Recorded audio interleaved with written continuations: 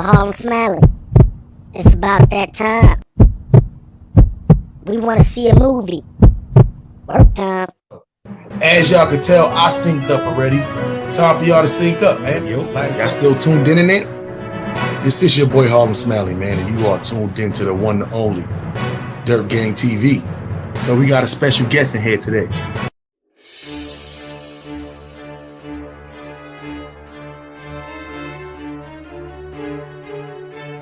Yo, y'all still tuned in there? We get this audio right, man. The helping divisions, which we like to call that over here. Time. Does the Lord really use you to help other people get out of certain situations? Yeah. This is your boy Harlem Smiley.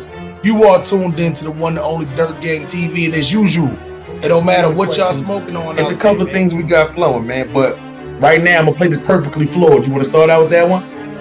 So it was cool though. It was a cool experience. It was just too far. Like it was just that shit's far. I'm just a Brooklyn Crip from a Harlem set. Show some respect, and not cuz put him in check. Yeah, man. Like I'm a whole different. I'm one of those. Yeah, man. Whether it's an indica, a sativa, a hybrid, that Reggie Miller, the Reginald Jennings, the helping the. We gonna get all three tracks off you send me, but you wanna start off with that one? You know we gonna smoke that shit over. Please, y'all gonna burn your throat. The man ain't even been out of jail, but you know we gonna get into. It's coming for today, so I felt like today it was only right that we started out with a little battle rap talk, man. Cause I know y'all done seen it, man. You know, to the all podcast. Why he getting so deep? But we will see. And I still see y'all in there. Monday morning, get up. You can't get this money when you in there sleep on the couch. Let's go, man. Dirt Gang TV, the one and only, man. Let's get that. You want me to start out with the call them out? Yeah, I think call them out would be cool. Yeah, call them out. Start out with. Yeah. Gotta take out the weapons, the job opportunities a little bit more. Yeah, that's facts. You know what it is. Before we get into it, you know I be tell these girls too, man. This is a girl I work with too. She keep all her boyfriends keep breaking up with her because she's too aggressive. And I be trying to smoke it, man. Especially the Fonto with the raw paper, of course, or the Bob Marley paper, man. But if you add the graphic.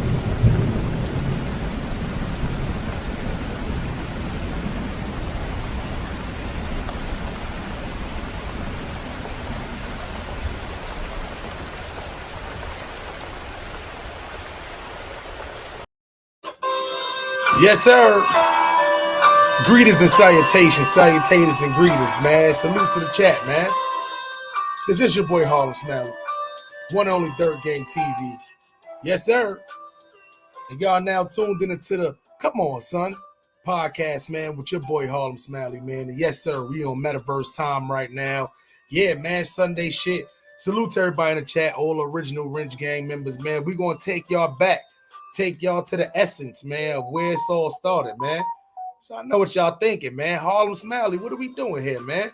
What are we doing here, man? So, listen, all of my day ones has been around, man. Y'all have been in tune with this Harlem Smiley story. Y'all been in tune for a while, man. It's a lot of other people, my newest subscribers, who pretty much been here after 20,000 subscribers, might have not had a chance to catch up on all of these. I see a lot of my first-time subscribers, they catching up on like episode 35, so on and so forth, man. What we doing today, and this is something I want to do for a long time. After season 1 was completed, I definitely want to do a live reaction because me, myself, I was going to go back one day and actually, just watch all of the seasons again. But then I was sitting there like, yo, this might as well be something I do with y'all. See what I'm saying? And then give my live reaction at the same time, man. So on Fridays and Sundays, what we're going to start doing is we're going to start giving y'all live reactions, live recaps of the Harlem Smiley story. We're going to go all the way back to episode 1, man. You can go to my community wall. Let me go on my playlist right now.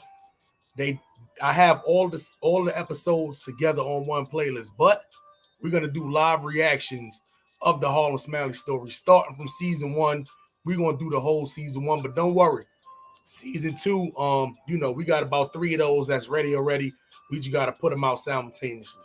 Other than that, Your boy Harlem Smiley. I told y'all, man, y'all will never get bored with this channel, man. So before we get started on the Harlem Smiley story, Crips and Bloods in New York, Season 1, Episode 1, the reason why I turned Crip in the first place. Yeah, you want to know my story? Here it goes, man. You know what I'm saying? But before we do, it don't matter what y'all smoking on, man, whether it's an indica, a sativa, a hybrid, that Reggie Miller, the Reginald Jennings. Please don't be smoking that, man. That shit gonna burn your throat right here.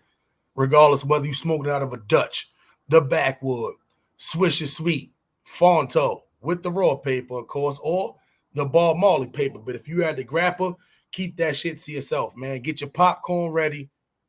Get your liquor ready. It's a little early, but you know, it's evening time somewhere in the world.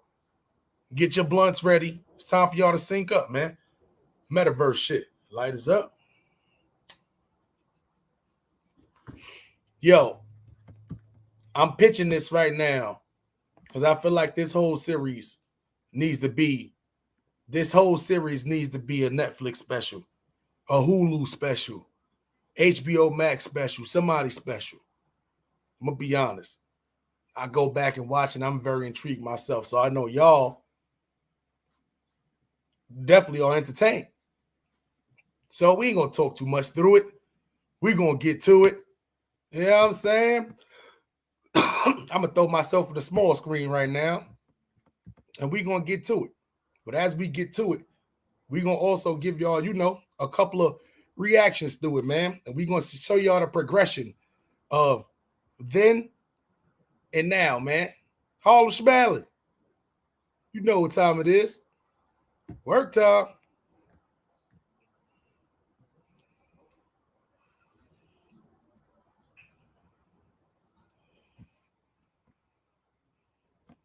Hold on.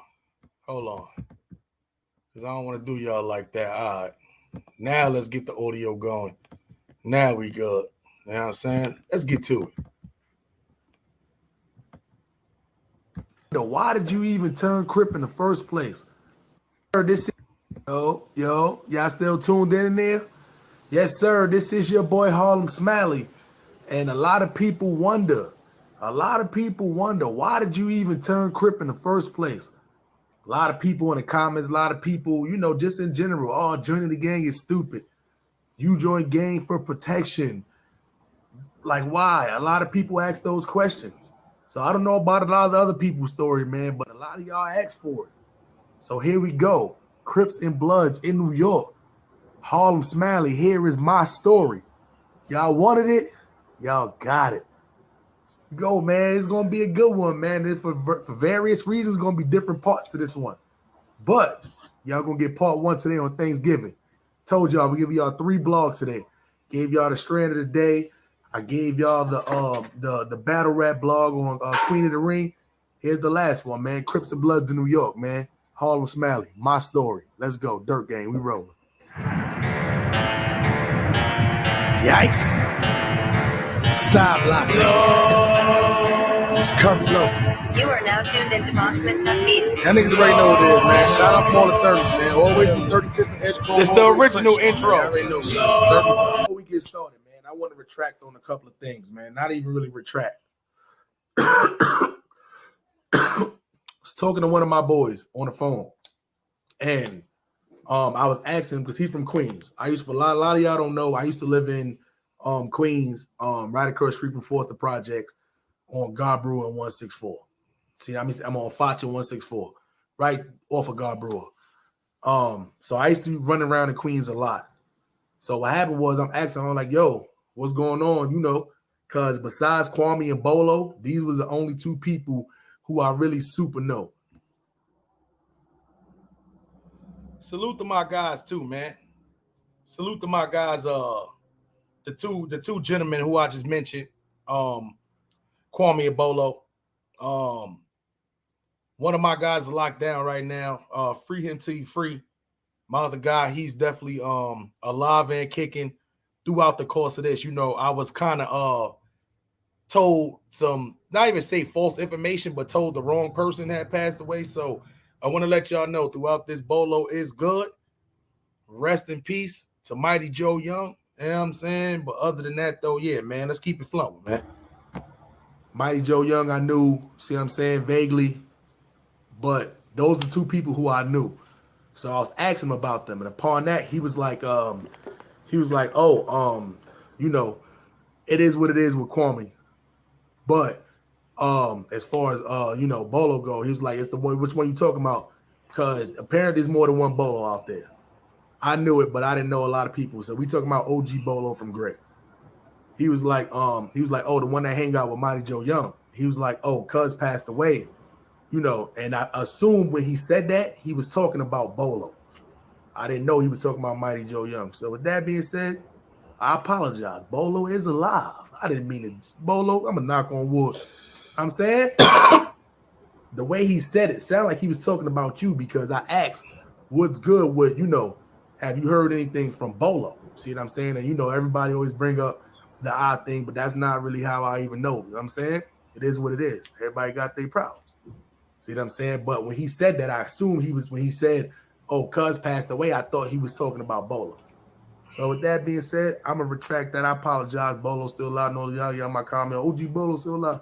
I know. Me and Bolo used to run back in the day. And if you watch the part 2 to this, that part is going to be on the part 2 of this. We getting there, man. We rolling. Another thing. I didn't say, all right, we ain't going. I watched it a couple of times. The way it sounds, yes. So if I say somebody has California ties, that don't mean that they're necessarily from California. So when I was talking about one of the founders of 8 Deuce Trade, when I say he has California ties, that don't necessarily mean he's coming from California. I know what y'all thinking at this point too. Y'all probably like, damn, what the hell is going on? I'm gonna be honest. Throughout the course of my YouTube career, I used to have a lot of various people have questions about, you know, why don't they know me? Because they was baffled on how much information I had, but then they didn't recognize me. Not everybody, a lot of people though. That's why this whole beginning of this is answering a lot of those questions that came forth. I told y'all when I was a younger YouTuber, I used to answer all the trolls, not even realizing there was trolls out there. I didn't even know what the fuck trolls was. But I used to answer any and everybody. They had questions trying to, you know, figure out who I was. I didn't have no problem with answering the shit. You know what I'm saying? So throughout this is me answering a lot of people's questions before we actually jump into the story. You know what I'm saying? Everybody has California ties. If you're a Crip, you have California ties because you have to go by the same guidelines and that they think about it. Would you be able to be a Crip that wear a red flag to the, no, you couldn't wear a red flag to the left and call yourself a Crip, no. Because through California guidelines and standpoints, you have to wear a blue flag to the left. So everybody has California ties, some more than others. Right now, of course, I can say I'm not from California. I'm a New York Crip, but I have California ties. So when people start stuff and they get guidance from places, they can have California ties, whether they go to California or whether they don't. The people who they spoke to, and actually get their knowledge and actually get their understanding of what it means, the Crip meaning it. Because remember, somebody has to teach everybody who you're turning Crip. Somebody has to teach these people the reason why. Unless everybody would just run around saying anything. So when I say somebody have California ties, that's what I mean. So with that being said, I didn't mean to say that the guy from 8 Deuce Trade, one of the founders, was from California. I said he has California ties. But it is what it is, man. Correct. If you call yourself a Crip from any kind of other state, somebody from California or somebody was from California showed that person, they have to show you the game. They have to show you how to do it. Other than that, you're Cripping to be all off. You're Cripping to be super off. So that's what that meant. If you a founder from any different state and you started a homegrown shit, yeah, you maybe not go by California sanctioned set, but you still go by California guidelines, man. It's a Brooklyn Crip from a Harlem set. Show some respect. If not, cuz put it in check. I'm up next. This is your boy Harlem Smiley. and you are tuned into the one, the only Dirt Gang TV. Yes, sir. So listen, man. Yeah, I know a lot of times, man, I talk about different Crips and Blood situations, a lot of the different sets out there, the Wu versus Cho. A lot of people ask all the time, what gives you the right to speak on this? How did your story start? How do you put yourself in the middle of this? Why do you say you're a Brooklyn Crip from a Harlem set? This is a lot of questions we gonna ask. And why did you even turn Crip in the first place? Some stuff we gonna get into, man. Yes, sir. So y'all know what it is, man. We about to spark up for this one. Y'all might want to hit the like button because this is gonna be a good one, man. And if you wonder what we smoking on right now, this is that Dosey Pop. Go back a couple of minutes ago. Tune into the strand of the day, man. It's your boy Harlem Smiley. For various reasons through this blog, I'm only gonna mention people names they go by on the street. I'm not mentioning anybody's government. For even more various reasons, I'm not gonna mention a lot of people's names. Facts. Everybody who's mentioned in this story, I either got in touch with them or reached out to them. The ones I couldn't get in touch with, I didn't use their names. You know what I'm saying? I didn't use nobody real names or none of that shit. So that's why when I tell people this is my story and my story only, this is not the story of how rolling 30s about nothing about G-Stone. This is nothing about my family. This is literally my story and my story only. Everything I tell you is something I witnessed from myself, not from nobody else's mind, nobody else's information, none of that shit. People ask me all the time, why you say you a Brooklyn Crip from a Harlem set? Because at this time, you didn't really have too many Brooklyn Crips from a Harlem set. That meant something significant. I'm going to be honest. Being a rolling 30 inside of Brooklyn with all of your family members and everybody you grew up with is either blood or they from 8 Deuce Trey. It was, trust me. That's why I took this shit wherever I went. If you can make it in Brooklyn, you can make it anywhere. Let's get it. But you will get the full story. Some people name I will mention their real government, but we ain't putting the first and last names in it because a lot of these people grown, they got kids, they got jobs. We don't want to put nobody at risk, nobody at jeopardy. I don't want my kids out here gangbanging. So I wouldn't want nobody else kids watching this think, that they is cool to just run around being in the gang. But for those of us who are in the gang, it's a lot of situations we need to talk about. So we're gonna take y'all back. And a lot of this is going to pertain from 1993 all the way until like 2000 and maybe like 5 to the current day right now. Chapter 1, man. Let's go. Sorry, straight of the day caught me. I'm not editing that out. It is what it is. Real smokers know. 1993. C73. These are not balls. Bloods comes to Rikers Island. C73, for all those who live outside of New York who's never been in Rikers Island, is a building inside of Rikers Island. In the 90s, C73 was one of the most dangerous buildings out there. Ask me how I know. My mom, which is a retired correction officer right now, was in C73, placed in that building as a correction officer in 1993. Why are you even telling your mom was a correction officer? First off, she was retired. She's retired right now. No harm, no foul, no longer in C73. Second of all, it's going to play an intricate part of situations inside of this video and in my life, the reasons why I even brought that up in the first place. We're gonna move ahead. 1995, Crips hit New York City. To my knowledge, might have been Crips in there in 94. For the most part, Crips didn't come until after Bloods came. 1995. At this time, I'm 11 years old. At this time, I'm in 6th, about to go to 7th grade. Get a call, one of my brothers. My cousin Mike. Yo, we turned Crip. What? This is they telling me on the phone. You know the crazy part about it is, right? This was one of the most important phone calls of my life. I'm gonna be honest. Talk about one of the most important phone calls of my life. That it was this one. You know what I'm saying? This phone call right here. If I would have not been home or not took this call, who know what would have happened? But this call right here kind of changed everything. Even though it decisions could have still been made after this, but this call changed a lot. They somewhere different. They call a house. Yo, the reason why they telling me this. These niggas is bloody and shit. They need me to bring them shit out the house. Gotta hide it from your parents. At this time, my brother's like 15, 16. My cousin Mike, same age.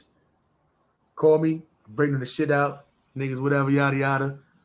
They fucked up, but they happy. They happy. I'm like, all right, cool. At this time, nobody knew anything about really any Crips. Especially not me. If you was younger, you didn't know anything about Crips. All you knew was like Bloods, but you was just knowing about Bloods. Everybody was walking around throwing around blood. I had a cousin that had ended up doing a bid, and he came back home, and he was Blood. So that's why a lot of us, the younger cousins and stuff, we only knew about Blood back in Brooklyn. We ain't know about Crip. So when him and my cousin Mike told me they turned Crip, the only thing we knew Crip was from the movie Colors. I'm like, y'all is super stupid. Y'all all beat up. Y'all super stupid. At this time, I'm 11 years old. Y'all super stupid. I ain't think nothing of it. You know what I'm saying? They start coming around. I seen them doing handshakes. They start writing GSC on the back of their Jan Sports and all that. It is what it is. Why you out here telling your family business? Once again, plays an intricate part of my life. Originally, when I first did this story, I didn't even realize I was going to get these far into the stories or whatever like that. I thought this was going to be one of those one lives, tell a story. I wasn't going to have to do this again. But the reason why this turned from one episode into 60 plus episodes into a whole series, over 200,000 views total just on this series, is because I didn't even really get to tell all the story in one. So then I was like, I'm going to make 2. Then I was like, 2 I didn't get to finish. So I was like, I'm going to make 4. And then next thing you know, the brain started clicking. It started working. And it made me think fuck it, why stop here? Let's just give them my full-fledged story on what I can tell y'all. The crazy part is there's so many stories I didn't even tell y'all.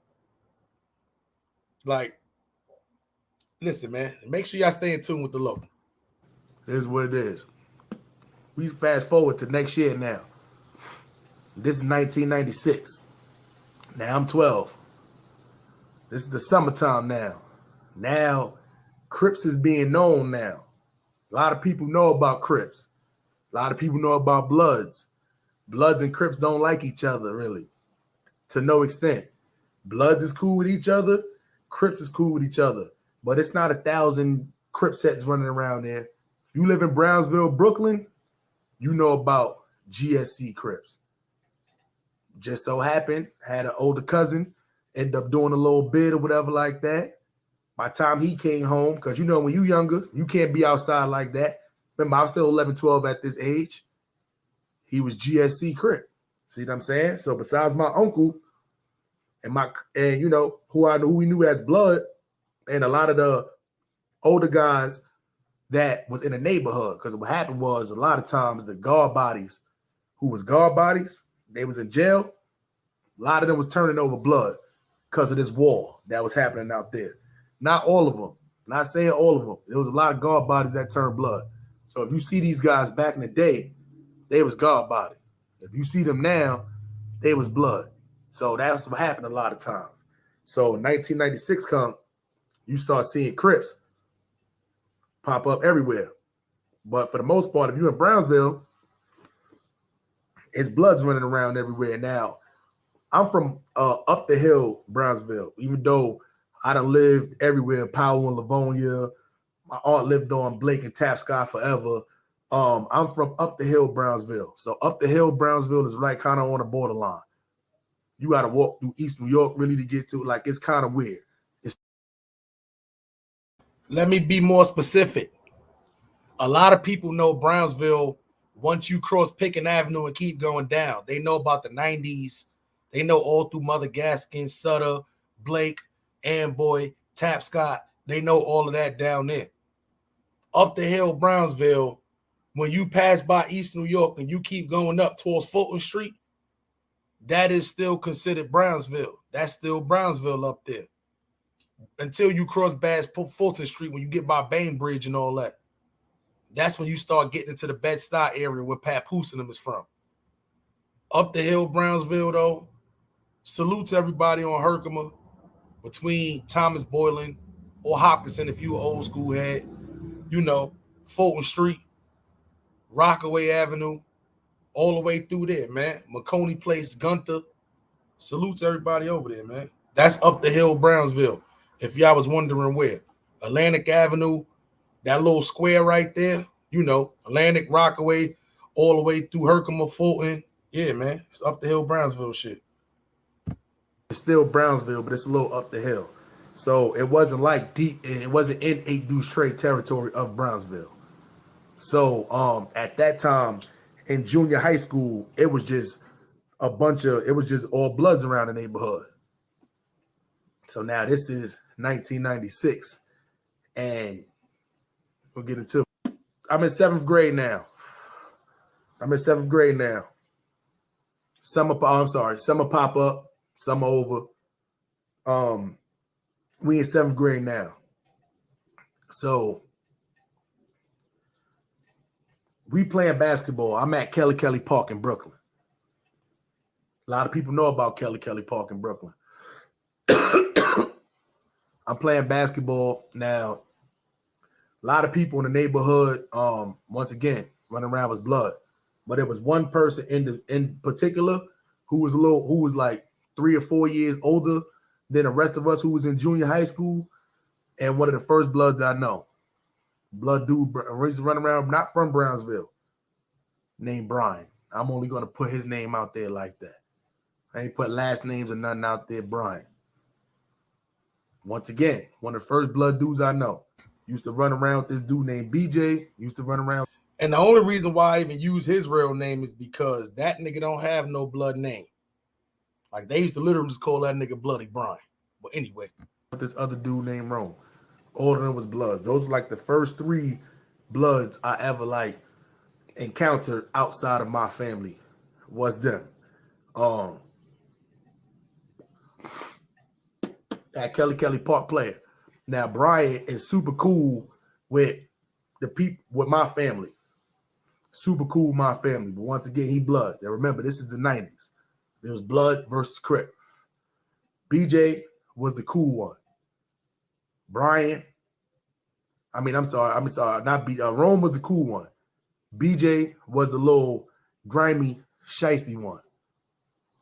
We playing ball, Kelly Park. He go up, we playing ball all day. He go up, I try to block his shot, I pop his chain. So I told the nigga before we even start playing, yo, take your chain off. See what I'm saying? He like, nah, I'm good. I'm saying yada, yada, yada. I pop his chain. So at this time, I got a little Cupid chain, little piece, little Cupid piece on it. But my chain is off. I got my chain sitting on top of my, it's summertime. Ain't no jackets and none of that. I got my book bag there. I'm saying I got my jacket sitting there. Boom. He whispers over. So, he's like, yo, you pop my chain, yada, yada. I'm like, bro, I told you to take your chain off or whatever like that. So I'm saying it is what it is. So we continue to play basketball. So while we down on the other end playing, he don't run down. He whispers to one of his little other mans to go on my book bag and take my chain. So I still don't know nothing. We still playing ball. He come back, start playing ball. I still don't know nothing. So now like an hour and a half passed by. I go back. Everybody done playing ball. Starting to be nighttime. Go look. No chain. What? Now, I'm going to be honest, right? Here's what kind of pissed me off about that whole little situation. My thing is, right? You older than me. You older than me, first and foremost. Let's get that out the way. If you really wanted to take my chain, you should have did it the gangster way. You should have did it the blood way. You should have literally, my shit sitting on top of my book bag. It's not in my book bag. It's sitting on top of my book bag. You know when you take your shit off, throw your shit on top of the book bag. If you super gangster like that, while we was sitting there talking, you should have walked right to my shit, snatched my shit, put it in your pocket, whatever's whatever. Nah. But because you whispered to another nigga and made it act like it was, no big kind of deal, that's what made me make you think like, nah, this nigga, like, he older, but he's, it's not too much of that blood crazy shit, Crip shit. It ain't too much gang shit running around New York right now. So right now, he just a regular older nigga to me. The fuck is my chain? You know what I'm saying? I know I have my shit sitting right here. Going right up to him. Yo, BJ, where my chain at? What you talking about? I ain't got your chain. Yo, where my chain at, man? Stop playing with me. Where my chain at? Oh, no, I ain't got your chain. You pop my chain, though. So I'm saying you want to pay for my chain. Yo, I ain't paying for nothing. Not paying for nothing. See what I'm saying? He like, what? Who you think you talking to now? He a little older than me. Who you think you talking to? Yada, yada, yada. Yo, listen, man.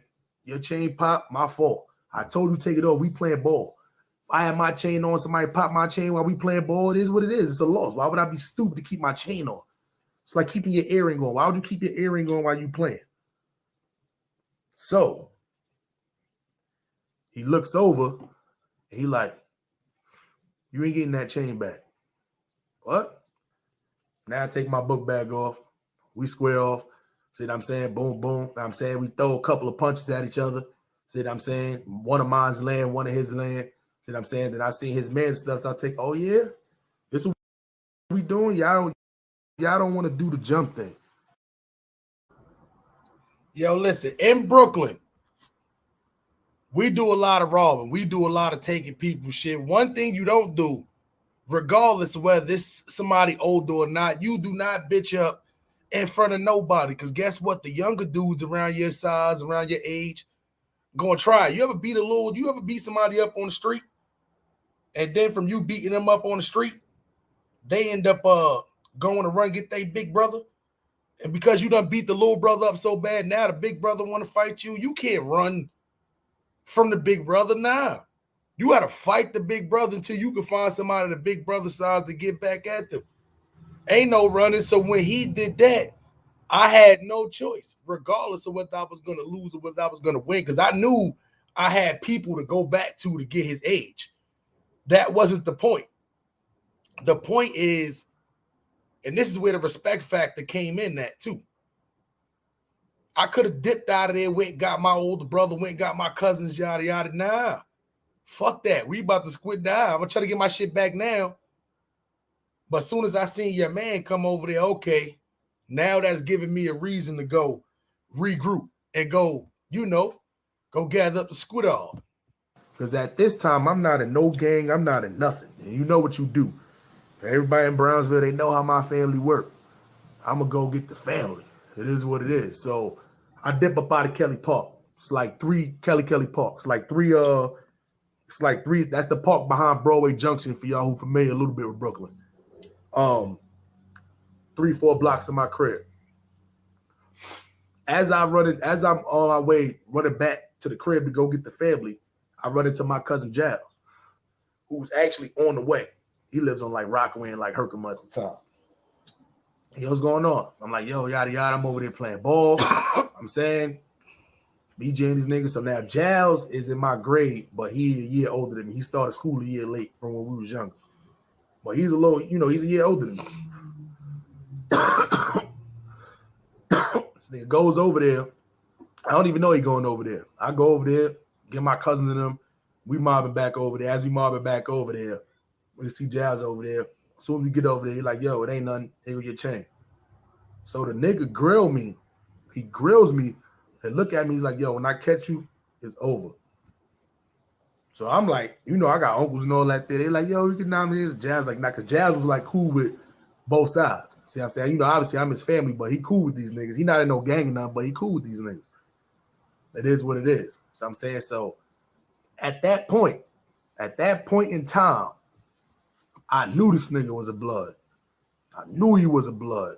And I knew the only way I was going to be able to even get even remotely close to this nigga and have a reason to even go against this nigga if it was on some gang stuff.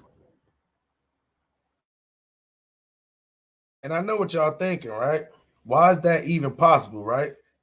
Back in these days, when your older cousins kind of had shit in perspective, I got old uncles that's blood and all that shit. Like, I don't want to have to go and answer to my older cousins and to my older uncles and shit. I mean, my uncles and shit like that. To why I ran down on this nigga and all that. So the only thing I'm thinking in my head, right? I have to have a better reason besides than this shit, because this shit's supposed to be over. It's over with. I got my chain back. His chain still popped. Yada, yada, yada. You know, couple of blows was thrown. Nobody was really hurt. It was supposed to be over after this, but I seen the look in his face. I'm young, stupid. Like, nah. I kind of, even though I know he older than me, so the respect factor from everybody else in the park is there.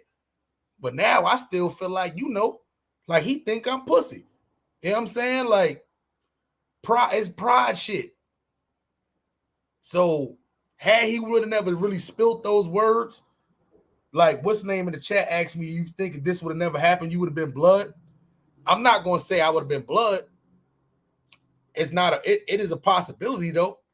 With all of my cousins and what my uncles is, yeah, it is a possibility that could have been possible. But I'm always one of the people, I always root for the underdog. I never want to go the same lane that everybody else is going with.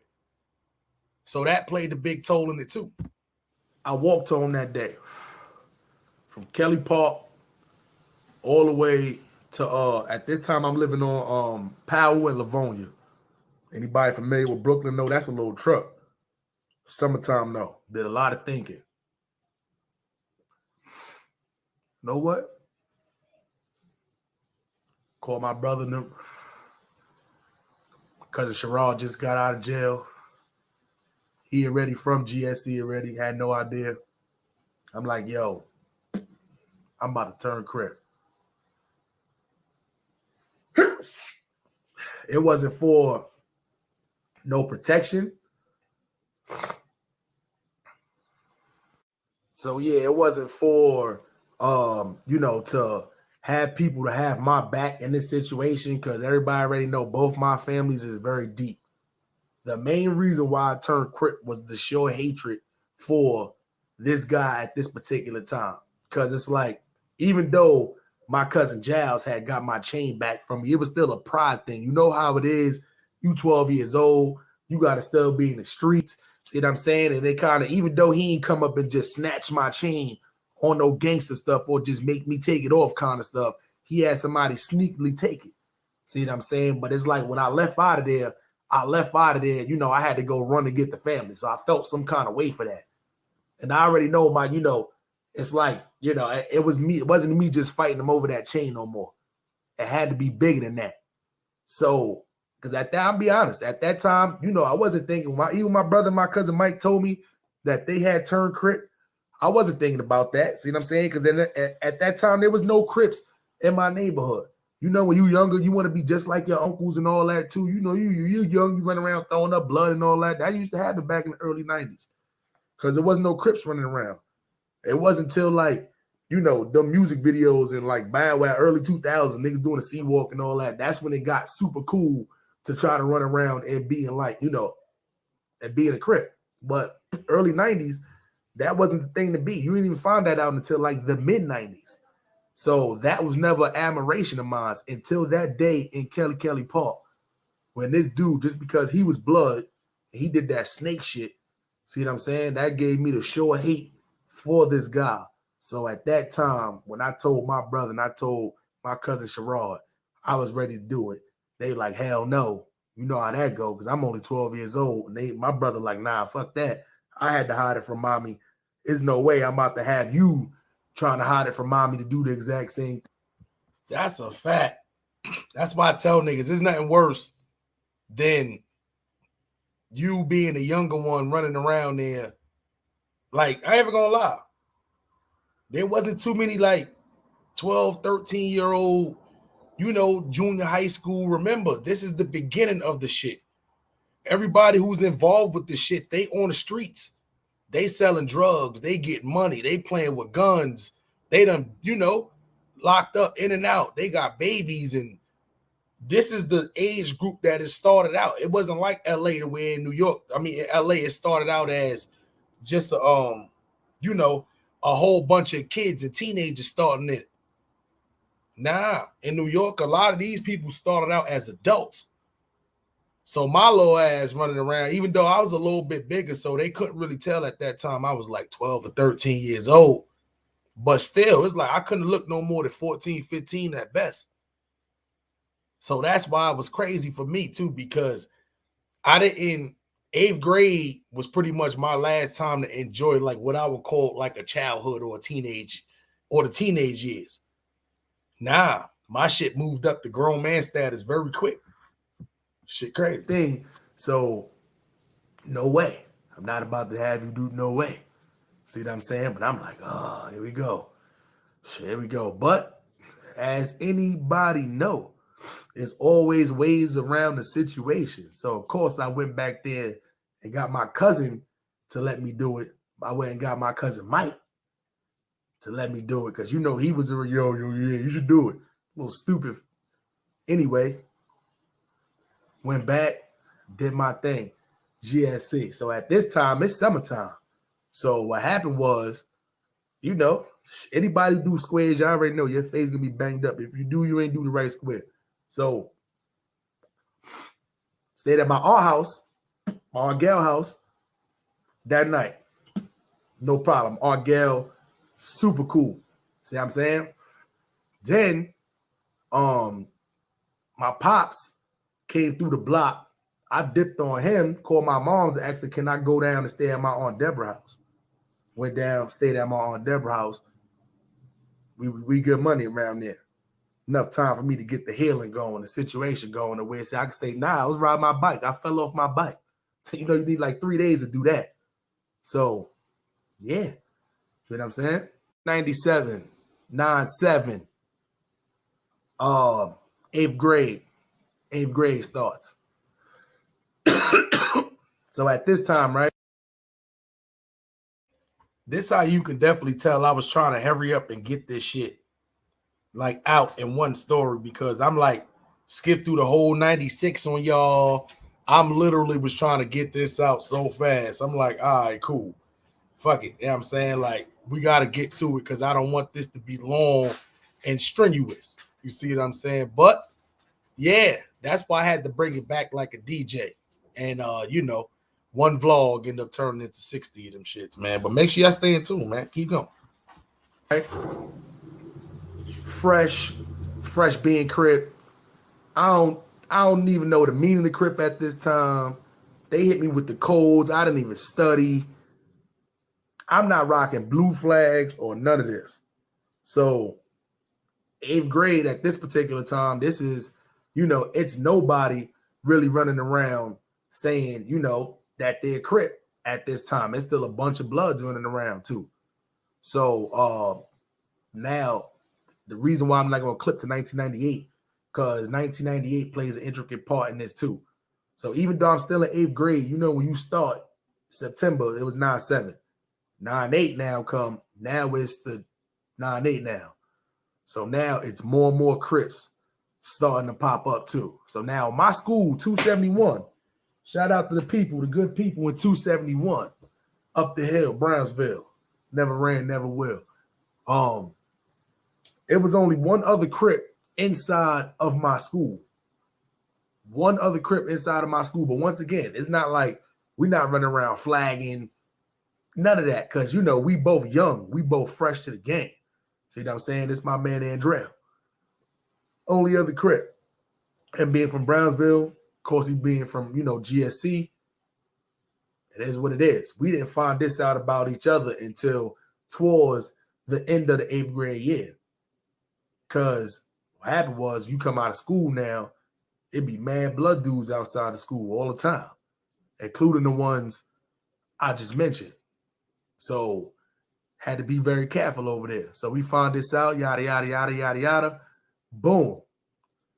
Graduate. I'm playing on the basketball team, Jackie Robinson. It is what it is. Graduate. Boom. Still chilling. 98. Still 98. I'm still it's summertime. So now everybody already know in New York City what happens is when you go to high school, right? You get to choose high schools you want to go to. And you got to get accepted to these high schools. This high school may be performing arts. This high school may be for law. This high school may be for engineering. This one may be a good sports team. So you get to choose these different high schools you want to go to. And what happens is they accept you based off your grades. So a lot of people in Brooklyn usually pick Brooklyn schools. You live in Manhattan, you pick Manhattan schools. You live in Queens, you pick Queens schools. You live in the Bronx, you pick Bronx schools, et cetera, et cetera. So you're not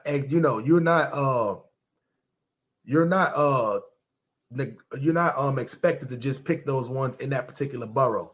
You can pick, if you live in Brooklyn like myself, you can pick a school that's in Manhattan.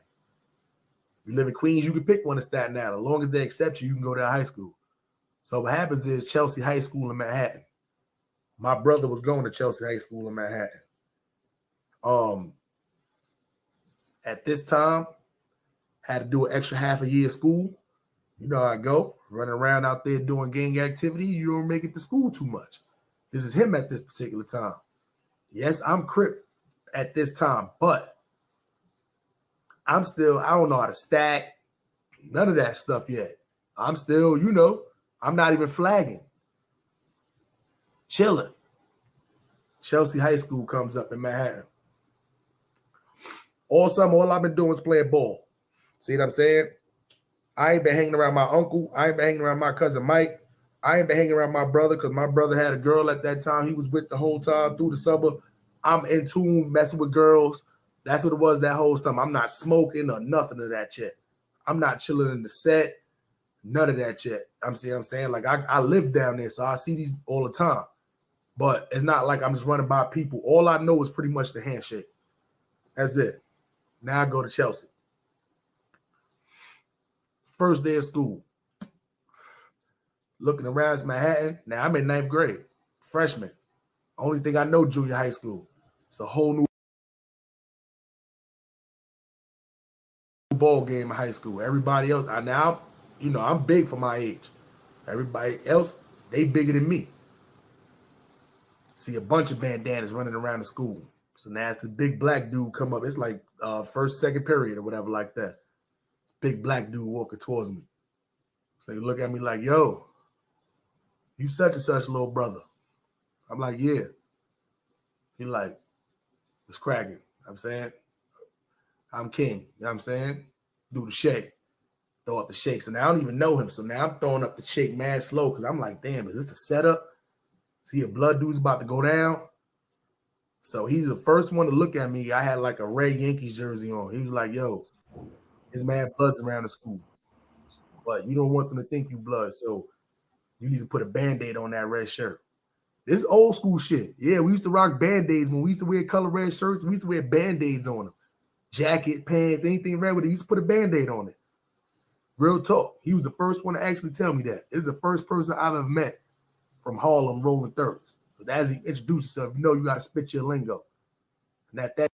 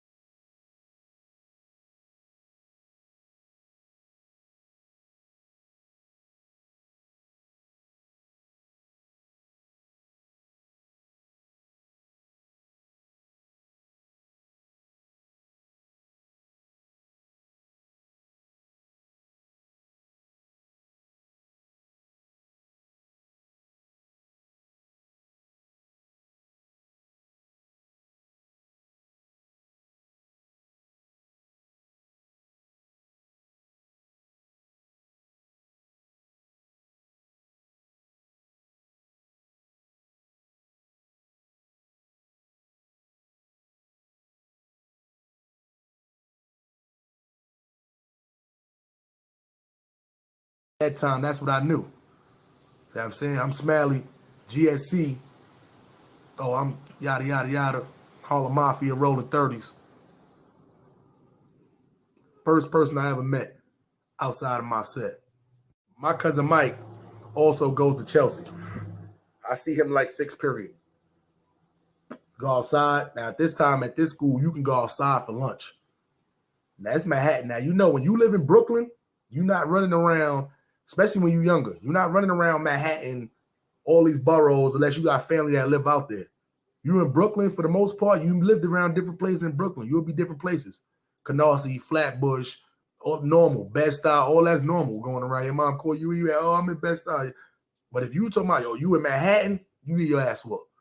See what I'm saying? So for the most part, this was a whole new breed of ball game. So as I go outside and sit with this guy on the bench, literally, no lie, it's probably like 30. All right, Fall Rock, it's good now. I just figured it out. My fault, y'all. Red flags and green flags all sitting outside. I'm like, what is happening in this school? This school is crazy. And I'm thinking in my head, like, what? I don't see, like, really no blue flags. I know my cousin Mike in there. I know my brother in there. The dude I met, King, is in there. And then it's myself. This time, I'm, like, literally fresh to the game. I look at my cousin Mike. Yo, I need to dip out of here later. I need you to teach me everything you know. Everything you know. At that particular time, that's when I realized I had to take this shit serious. I couldn't be sitting around running because I knew for a fact it was going to be problems at the school. That is an absolute fact. Bloods, like 50 niggas. Crips, it's maybe like 6. No Crips in the 9th grade. All of these niggas 10th, 11th, 12th grade. Mad at these niggas. Super outnumbered. That's why I say it went from me playing ball, Jackie Robinson, you know what I'm saying? Me running around, you know, chasing females with my crew all day, laughing all day, joking all day. All that shit was out the window. It was literally time to get to grown man shit. And it was already too late. I didn't even realize me playing basketball on a basketball court, popping somebody's chain, getting into a little squabble, a little squabble, nothing crazy, would lead to all of these upcoming predicaments that would have been avoided probably if I was never Crip or made the decision to even do that at that time. Do I regret it? Absolutely not. If I know what I know now, would I have done it again? I don't know, man. I don't know. But one thing's for sure, two things for certain. 9th grade, shit was real in here. It was time to get on some grown man shit. Home later. We go home later on that night, later on that day. I see him as he's talking to my brother, but King is across the street. And all I hear is Crip. Look, once again, I'm fresh to the game. They throwing up signs and all that. Had no idea at this time what they doing. So first thing I asked my cousin Mike, what was y'all doing? Now he put me onto the game. So I'm like, bro, you got to teach me how to stack up. Teach me how to stack over the phone. I'm on the phone. You already know. This is 98. You got the house phone. Mom cursing you out. Phone bill, mal expensive. Yo, you got to teach me how to stack up. Told me how to stack up over the phone. Letter for letter. Sign for sign. And then, of course, throughout the years, I just got better and better at it. But then I grabbed those pages of those codes and studied them like it was a test. I didn't even like studying for tests. Sat back there, studied them. And this was a lot of codes. If you was Crip between 95 and 2000 and you got those codes, you know it was a lot of codes. That's a fact. I'm not even gonna lie. Once you did what you had to do, you would get a set of codes. Could be papers, who knows? You would get a set of codes. And when you got those set of codes, You had to guard them shits like it was the goddamn fucking U.S. military documents, CIA document. Like you had to guard that shit with your life. I seen mad niggas get DP'd for losing those codes. You see what I'm saying? That's why I said I moved around a lot. At this time, I was living right on like Powell. I think I was living on Powell and Livonia at this time. You know what I'm saying? Powell and Livonia. If y'all know, you get off that train on the L train at New Lots, and you had to walk across that bridge at nighttime. What? You had to watch out for the robbers, the crackheads, the blood niggas, the DTs. You had to watch out for everybody over there. You know what I'm saying? All my Brooklyn heads know about crossing that bridge on the L train at night. So, yeah, shit got a little spooky, man. That's why this story, I told me, listen, 13 years old, I won't let a 13-year-old walk down the street by themselves right now, let alone ride the train from borough to borough to borough. As I sit back and listen to these stories, I know for a fact my mom's was super worried. Crazy. It was different meanings. You had to know about 6-point star stuff. You had to know knowledge. You had to know prayers. You had to know everything. You had to know everything. Everything. Nowadays, literally, who's your big homie? And that's it. That'd be the whole gist of it. Who's your big homie? You mention somebody's name, they know, you good. Nah, back in the day, you'll get hit off the top with multiple codes. But that's why I respect King, because King already knew what it was in me. My brother already told her he was a freshie. So King ain't coming with it. He's one to, let me know it was more of us in here, but just besides them two. But anyway, studied them codes like crazy. So then by the time I went back the next day, that was the first time I ever rocked the blue flag in my life. Yeah, excuse me, all up on yo, what are you doing? What are you doing? I'm like, what you talking about? I know you see all these what's names over there. Like, I was the young hothead, the young stupid hothead. My brother, my cousin Mike, yo, you bugging. We flag, but you gotta remember, it's a lot of them versus a lot of us. You gotta be smart with it. I was stupid. I wasn't moving militant. I wasn't moving smart. I was just a young stupid hothead. So the first person I ran into was this blood dude. Y'all know him from Harlem. Be a lot running around Forster Projects. Kareem with the cross. I haven't gonna lie. This was the second most hated blood nigga I hated in my life, son. Was this cross-eyed? I couldn't stand this. He gave me the absolute. This nigga's the reason why I used to always think growing up that I couldn't even trust my cousins if they was bloods. Because I ain't even gonna lie. He was the first nigga to slow walk himself out of a lot of situations. Like, we had this nigga surrounded after trying to find this nigga for 2 weeks. Had this nigga surrounded on a fucking bench, and this nigga talked his way out the shit. I'm telling you, like, perfect time for the fucking security guards and the school cops to come outside. I couldn't stand this nigga, but let's go. Outside, look like, kind of look like Snake Eyes, the battle rapper, but a little shorter, eyes going this way. One of the grimiest people I ever met in my life. That's the first one I ever ran into. Coming down the stairs in Chelsea in the staircase. This nigga looks at me, try to grab my JanSport from behind, looks at me, and then try to grab my JanSport from behind. I seen him when he looked at me, but he instantly went for the grab. I spent, because I'm at the bottom of the step, he at the top of the step. I spent, grabbed him, fall down the stairs, but I fall on top of him. I'm a big dude at this time. Get the word. Two dudes come behind me, start kicking me, do. It is what it is. See my brother next period, let him know what happened. This nigga like, oh yeah? Go right up to Kareem, all his niggas sitting on the thing. Yo, that's my brother. You know what you just did right there? That's my brother. You stupid? I got you. We go back to Brooklyn. Now, this is the first time that I'm actually in the set with all of the, like, with all of the, like, the big homies. Like, they. Now, this part of the story, this is a big part of Chelsea history. Because I told y'all it was only like, I probably exaggerate when I'm saying 50 Bloods, but it might have been close to that number. And there was like 6 Crips in there. That I'm not exaggerating about. This was the beginning. Them niggas jumping me was the beginning of niggas starting to have Crips, mad Crips from other places come up there every day. That's not only older than me, but older than the other people that's in that school. To eventually, even though we don't want to jump too far ahead of the game, the school would eventually turn out the way it did. Old at this time.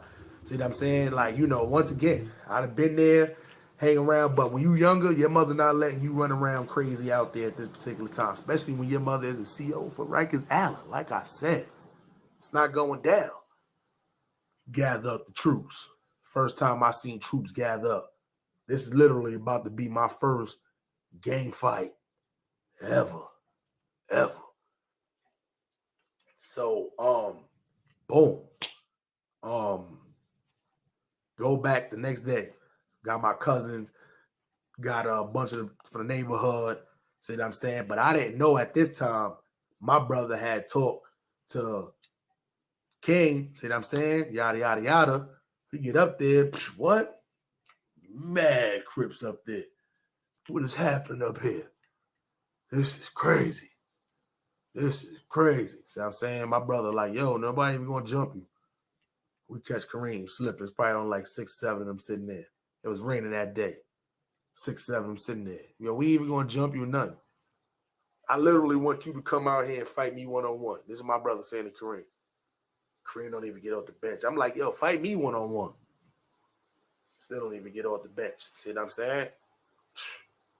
So, everybody think we about to smash him out?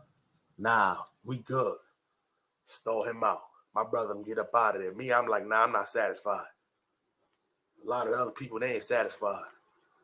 We waited till after school let out. Thrashed a lot of these motherfuckers. Thrashed a lot of them. So at this time, it don't matter if you was L&W or if you was Blood.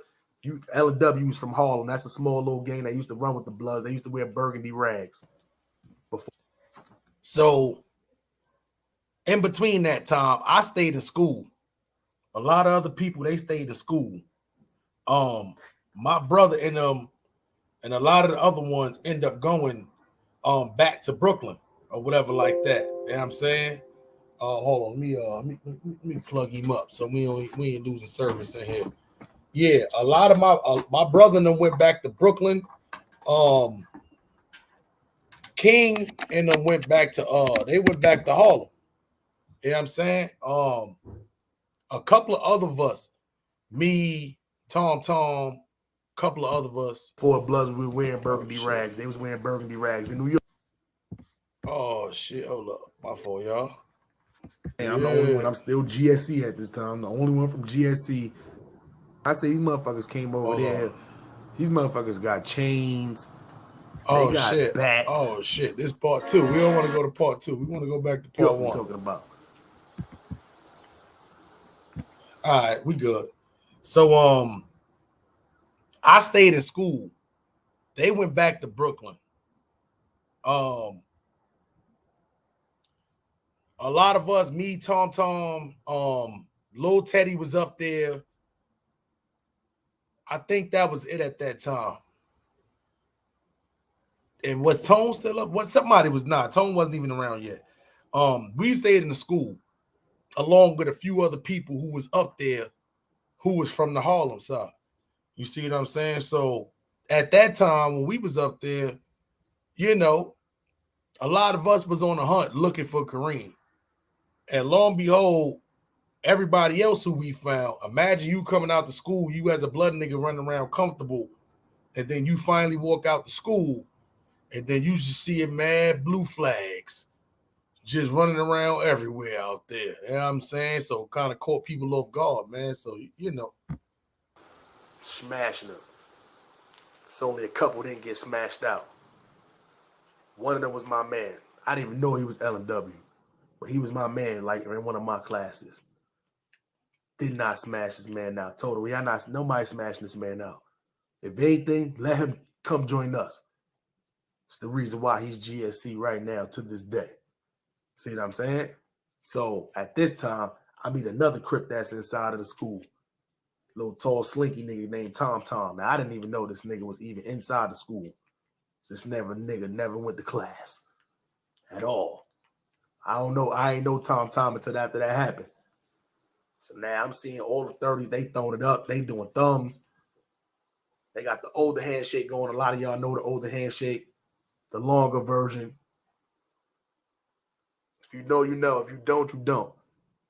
But I'm throwing it up, you know. This time I'm still GSC at this time. First time I'm meeting a bunch of rolling 30s.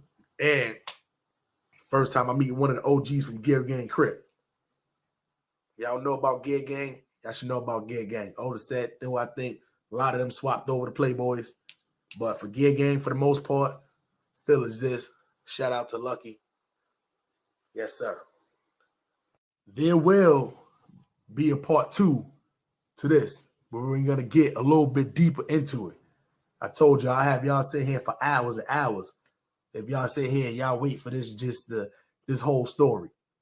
But the best part is coming on the next part, because we're going to get into actually how I was able to actually wear this hat. You see what I'm saying? We're going to get into all that, where the Harlem 30s come from, because I know a lot of y'all waiting for that. But that's part 2, man. This is your boy Harlem Smiley, and I'm just a Brooklyn Crip from a Harlem set. Show some respect. If not, cuz, put it in check. I'm up next. And if you've been here before, man, and you like the content, man, y'all know what it is. Hit the like button for your boy. And if you haven't been before and you new to it, man, subscribe to the channel, hit the notification bell, and hit the thumb, man. It's the like button. Turn it from white to blue. And if not one, put up 2, man. Dirt game, man. We rolling, man. 9th Street. Yes, sir. That one right there was part 1 of the Harlem Smiley story. The reason why I turned Crip in the first place, man. So after that came out, a lot of people was just asking me, man, you know, that was a good, that was a good story. Because you know how the trolls get to saying, oh, a lot of people turn for protection and all of this and all of that. And nah. So for people who have never watched any of these stories, if you want to go binge watch it, the playlist, just go to my channel. Go to playlist and you'll see all 60 episodes. But every 2 days a week, Fridays and Sundays, I'm going to give y'all an episode and we're going to do a recap of the episode. What I'm going to do is I'm going to drop the link, and it ain't going to be for too long, but I'm going to drop the link for anybody who wants to ask any questions, because the Q&A part of this was going to be very important factor of this. If you have any questions about the first story, or if you heard any story in the background, let me know. You know what I'm saying? And the crazy part is somebody told me, like, yo, you got to do this before somebody else start reacting to this story. And there's still a lot of people who need to see this. I said, you know what? You dead right. You know what I'm saying? You dead right. So let me drop this link real quick. We ain't going to be up here too long. Salute to my guy, Dutch of the Great Far Rock, 22 in the building. Armani Abernathy in the building. SOS in the building. Austin, Texas. Joshua Cruz in the building. Jared Leonardo in the building. Fishu Maserati in the building, man. Yeah, a lot of day one support in here, man. I appreciate y'all, man, for sure. Dav B in the building, man. Real Ramen in the cut in the building, man. Harlem OGRR in the building, man. You know what I'm saying? Rich Roller, man, and controlling. Lamar McLean in the building, man. Maybach Mel in the building, man. You know what I'm saying? Arthur Bird with the spoken word in the building, man. You know how that goes. Salute to everybody, my day ones, man. This is the voice for Harlem Smiley. And yes, this is one part of the Come On Son podcast, man. I told y'all would never be bored with this channel, man. Y'all will never be bored with this channel, man. Dutch the Great. What's cracking, Unc? What's cracking? What's cracking, man? What's good with you, man? Shit. About to sync up. Yes, sir, man. You know how that go, man. I done talk so much. I didn't even get to even finish this one up, man. You know how that go. We drinking early in the daytime and all that right now, man. Oh, Yes, sir. man. So you somebody who's watched a lot of the stories, man. How do you feel about that first story right there, man? As far as the, I remember when it came out. Yeah, I remember when it came out because I was fucking with you with the strain of the day and the battle rap shit and all that. You feel me? That's what really got me watching you, the battle rap shit and the strain of the day. And then so you've been watching since I still been in New York then. Yeah. So like when you dropped the little joint about the little life story, I was like, oh yeah, this shit can get interesting. And then you kept it going and it was getting like Lifetime. It was, you know what I mean? It was like somebody gotta get this man a contract so he can be on TV or some shit. Like, that's man, story crazy. I ain't even gonna lie, son. If I can get somebody to do like 4 seasons, 15 episodes, or like 6 seasons, 10 episodes, you know what I'm saying? It's just to get it out there on a different platform and get a visual behind it, because I done seen this whole Crips and Bloods in New York, Harlem Smiley story play out as not only a movie. You couldn't just do one movie. It's too long. You would have to do this shit as a series. And I don't want it to just be like a 4-part documentary. Far Rock 22 in the building. What's good? What's going on, y'all? What's going on? Dutchy, what's up? Harlem, what's up? Yo, chilling, man. You know what I'm saying? Yes, sir. What's good with you, man? I know Sundays and earlies is usually a good time to catch you on the stream. Yeah, you know, you already know, man. You know what I'm saying? Don't worry, man. I'll be catching you, man. Sometimes I just can't catch the stream, y'all, sometimes. You know what I mean? But I always tune in.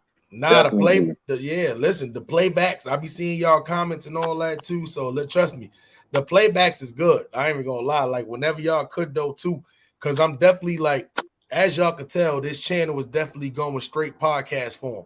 You see what I'm saying? But that don't mean we can't tap into the older shit like we used to. So I had to try to figure out how to bring both together. So why not do a reaction of the old shit on my podcast? Right. I ain't gonna lie, and it's your shit, so why not? You know what I mean? You know, and you're the best person to do it, because now you could recap and rethink like certain things you might have left out. You know what I'm saying? So it works, you know what I'm saying? But nah, I ain't gonna lie, man.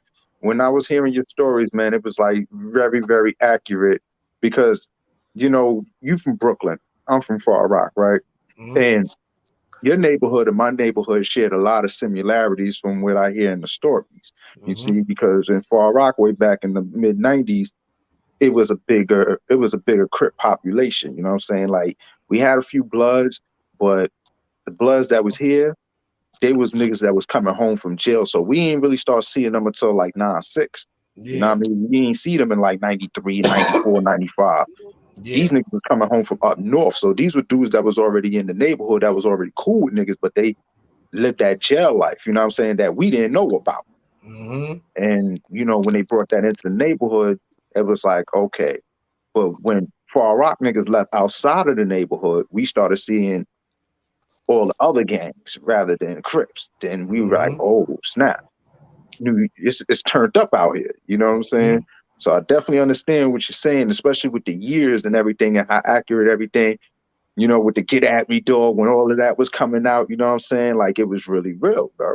That's a fact. And the crazy part is, even with Far Rock, like, I didn't even like us is because we had now what y'all gonna, you know, y'all don't watch the stories. For people who haven't watched the stories too, you know, we did a lot of traveling, you know, helping people out, trying to take over high schools and helping motherfuckers out. And, you know, so we did a lot of traveling, and Far Rock was one of the places that we ended up in. Like, when we going down Beach Channel, we realizing we going to fight niggas on basketball courts that's on beaches, and high schools that's right there, that's across the street from beaches and shit. Like, me, it's weird because like we meeting up at Chelsea for like maybe like 3-4 weeks straight. It's all getting on, even during summer school times. Summer school was jumping over there during summer school times. Everybody was in summer school. Yeah, summer school where you catch the worst enemies at. Word. And your best friends. Hell yeah. And your ass might have supposed to have been in there yourself. You know what I'm saying? But you like, fuck it, I ain't going.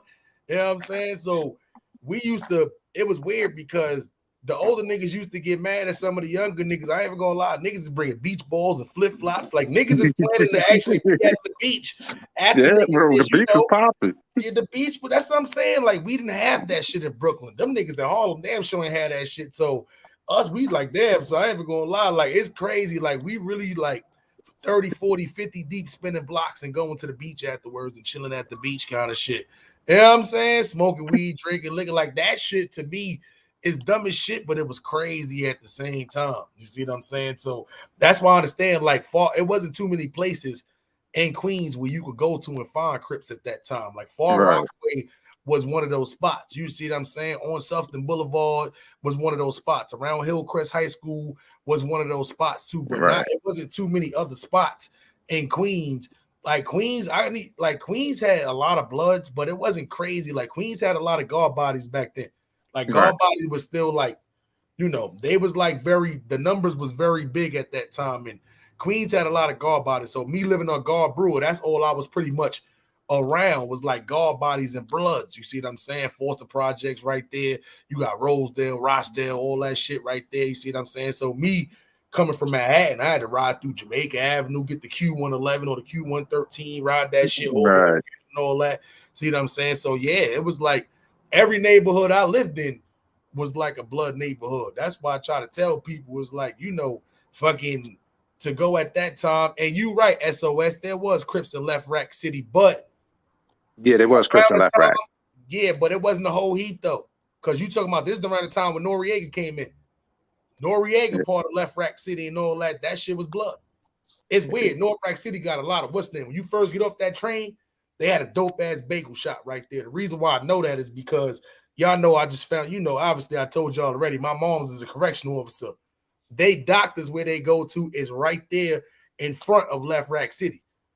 And they got the banging bagel shop, like right under where they fucking got that, you know, where the cars and shit going by, where the bridge and shit is at. When you go to that back part of Left Rack City, that was all Blood. That was Benori and them niggas was flung.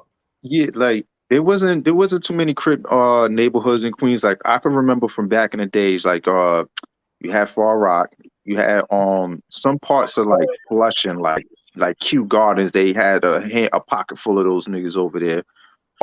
Woodside, I believe, was always Crips over there. You know what I'm saying? Woodside Projects. And then after that, it was just little blocks of little pockets of stuff like that, but no neighborhood where you could say, okay, this is a blue neighborhood. You know what I'm saying? Well, no projects neither. No projects neither, because most of the projects in Queens at that time, they either had a lot of Bloods or they was just like forming. You know what I mean? Like it was in the mix of shit. Because you gotta understand, like the projects in Queens, there's not too many compared to the other boroughs. You know what I'm saying? And a lot of projects in Queens didn't really have a name. You know what I'm saying? Unless you was in Jamaica 40s, unless you was in anywhere in Far Rockaway, or you was in Baisley. You know what I'm saying? Anywhere outside of that, you know what I'm saying? Oh, Queensbridge. Yeah. Queensbridge. Can't forget about Queensbridge. That was it. That's why I said if you wasn't that Guard Brewer area, you know, up through something, you know, that whole little shit right there. Like, that's what I'm saying. Like, if you was across Liberty or on the other side of Parsons and all that shit, like, yeah, that's where all that shit stopped at. You see what I'm saying? But a lot of that shit is meshed in. You see what I'm saying? Like, you being Queens is weird because your ass don't even realize what projects you be in. Your ass think you in 40.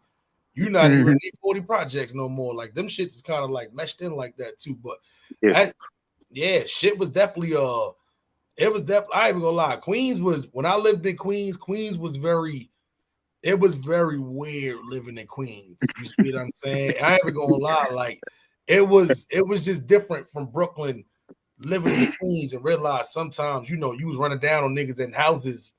Like, it was no apartments. It's either your ass is in the projects or you in the house. You see what I'm saying? So a lot of times you fight niggas and they be in a house. Like, I'm like, damn, I really gotta go to this nigga house. You know what I'm saying? It's funny because when I first started high school, right? I started high school in Manhattan on the Lower East Side. You know what I'm saying? So I know what you're talking about when you went to school in Manhattan near Chelsea, because Chelsea was like walking distance from my high school. I went to, it was a high school called University Neighborhood High School. It used to be Seward Park Annex. So It was right there in the middle of the projects. That's a school. Listen, you know how long I've been trying to realize the name of that school, and they changed it. That's why I couldn't find the original name. When I got the superintendent suspension from Chelsea, they put me in your school for 2 weeks until the decision was made whether I can go back to Chelsea or whether I was kicked the fuck out. But I couldn't go to Chelsea no more. Nah, I know what school you're talking about, because when I got on a principal suspension in Hillcrest, they sent me to that school in Manhattan. It was over there by Bleecker Street. Right there on Bleecker Street. That's not it was right on Bleecker Street. I went to that school. I went there for like 2 weeks, bro. 2 weeks. When you get superintendent suspended, and that school is raggedy as fuck, because everybody in that school is pretty much suspended. So it's mad fights in that school and all that shit. What? Yeah. I said, nah, I gotta. What? I haven't gonna lie. It's weird because you can't even cut that school. Because, like, damn, if you cut, you definitely ain't making it back in Chelsea. So I'm like, fuck, I gotta go on this bitch for 2 weeks. Right. And I can't even fight niggas inside. I gotta catch niggas at the train station and all kind of shit. Like, that school was crazy. And that shit was like a BOCES. I said, nah, I gotta get the fuck out of here. You know what I'm saying? But let me tell you, right? So when I used to go to school on the Lower East Side, being from Queens, right? I used to not catch a little slack, but you catch a little slack, a little slick talk.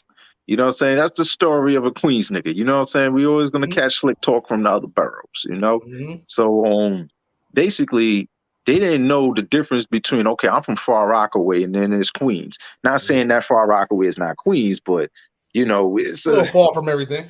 It's a little far from everything. You know what I'm saying? Yeah. We more attached to Nassau County than the New York City boroughs. But anyway. I got tolls and bridges and shit. Right. You know what I'm saying? You got to cross water to get to us. Correct. You know what I'm saying? You got to go over some water to hit Far Rockaway, no matter where you're coming from.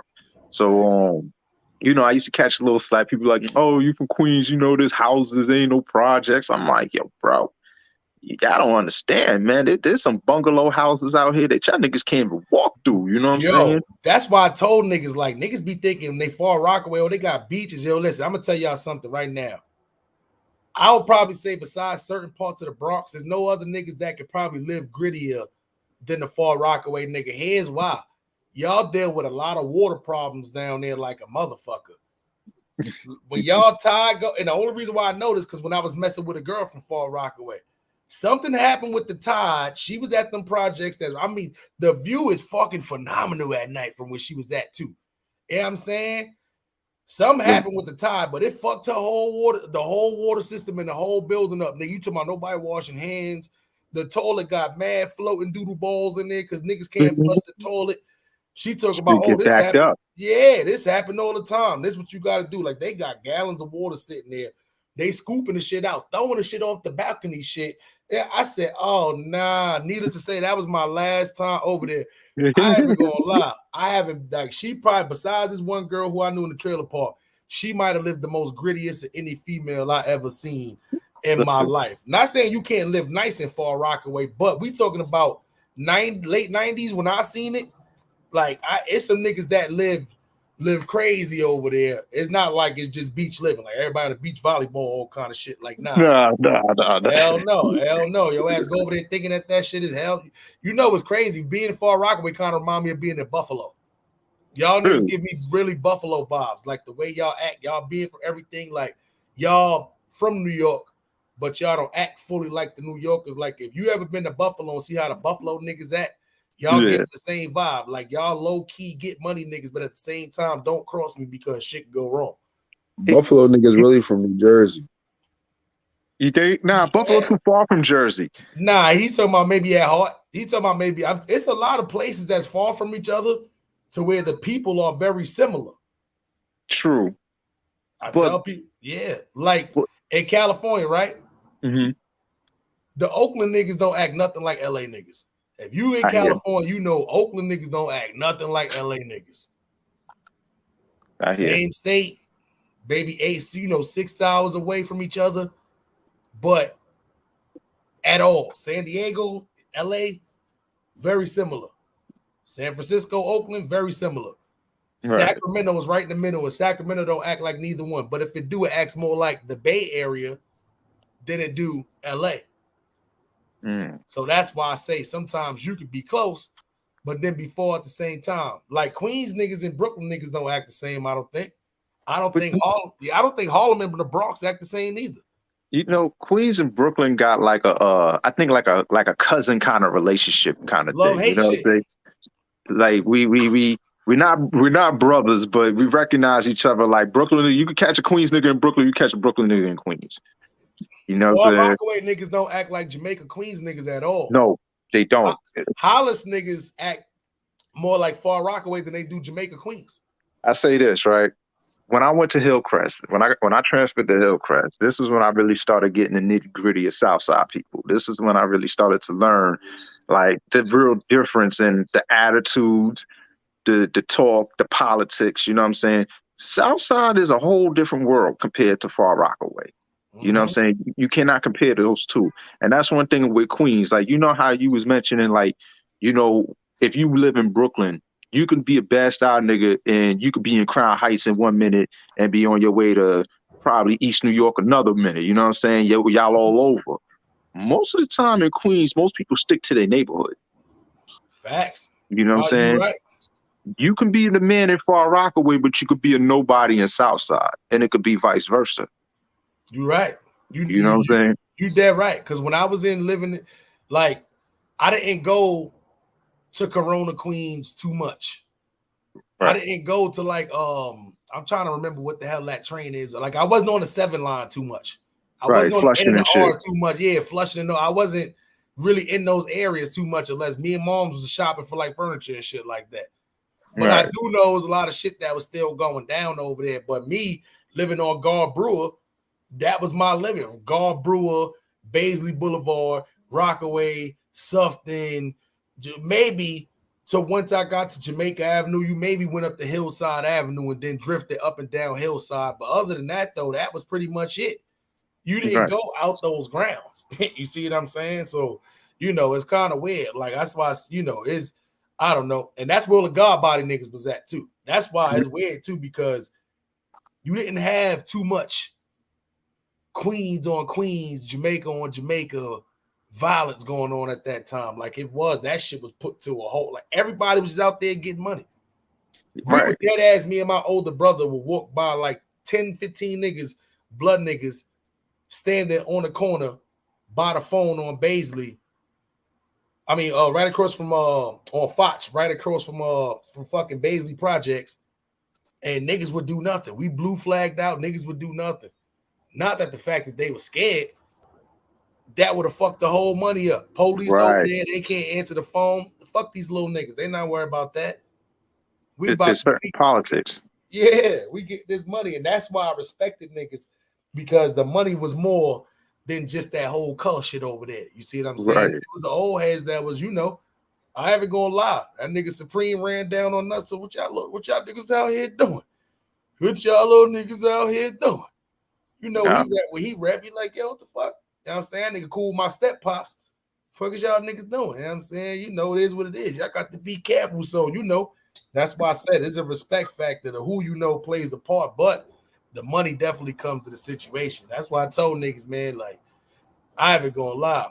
50 need to come see me, man. That BMF series is phenomenal. How was phenomenal. What's next? The Harlem Smiley story, fresh out of New York. We got Brooklyn. We got Queens. We got some Harlem shit in there. We got some California shit, some upstate. Yo, man, yo. Got the full package. What you gotta do is write it up as a, you know what I mean? I don't want to write it up as a script yet. You know why? You gonna take it? Now that. No, it's not finished yet, but like just to get it up, like, you know what I mean, in order and up to date. I gotta get it professionally done. Like I literally want somebody to go. Me, I know I tell the story. I want somebody to go when I'm done with these reactions and take both of them, watch both of them, the reaction and watch the regular episode by itself, and then write their own script from there.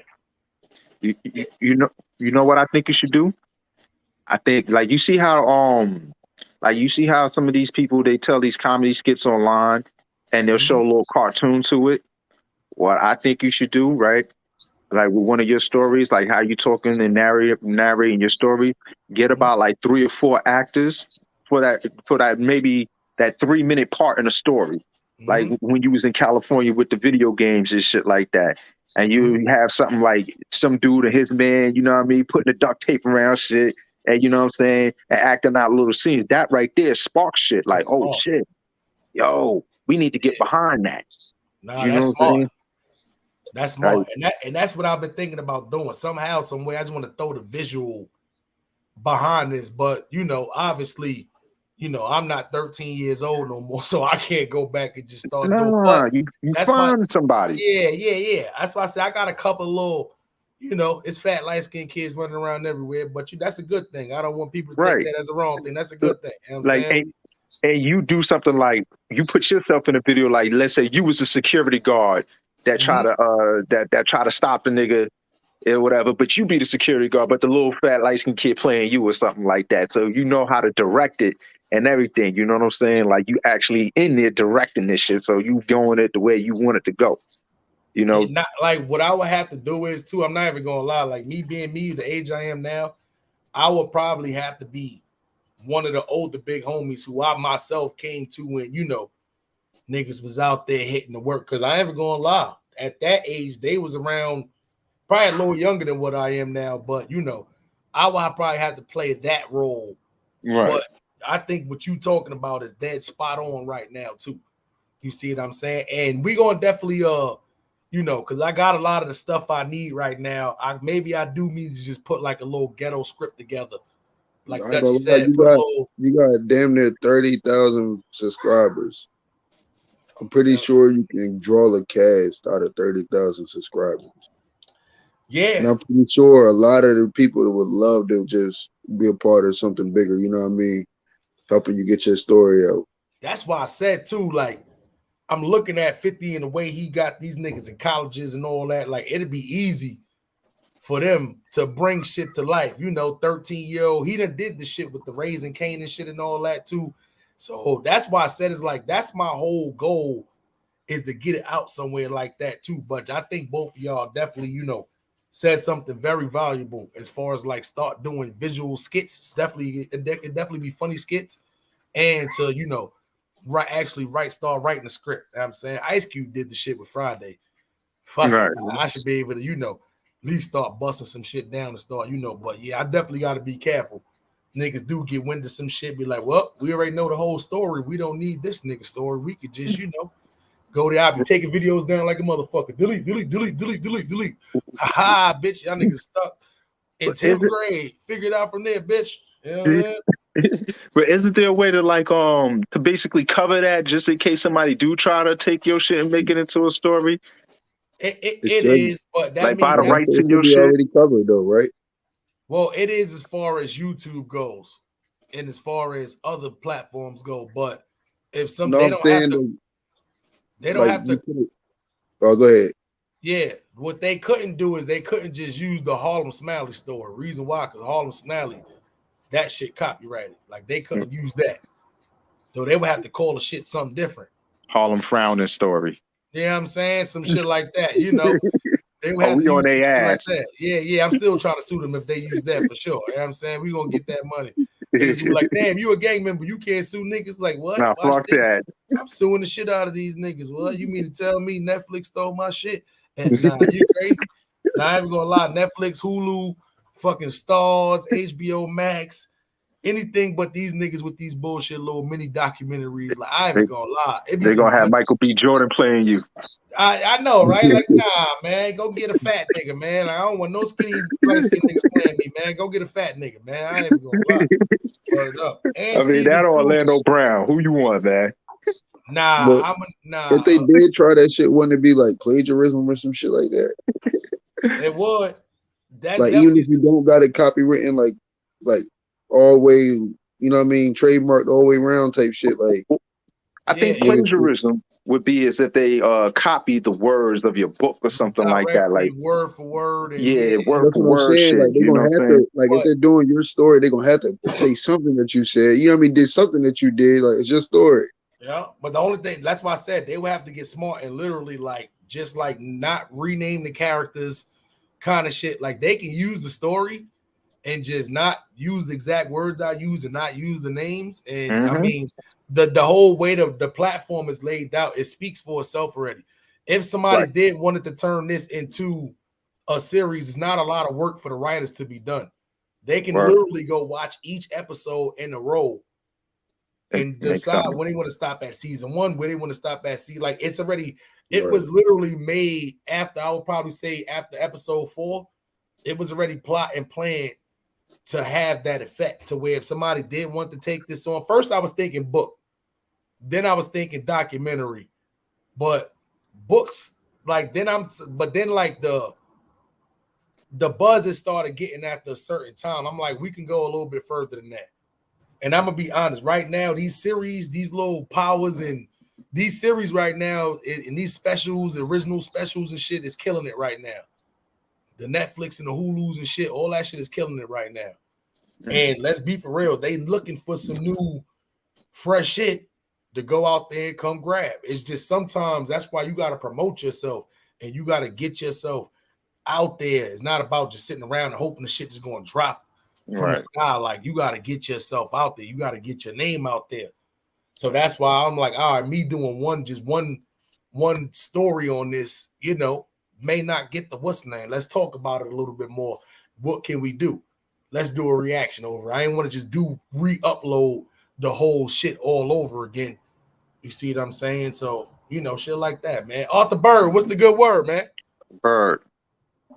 Yeah, put your mic on. Yeah. Can you hear me now? Yeah, we can hear you, man. What's the word?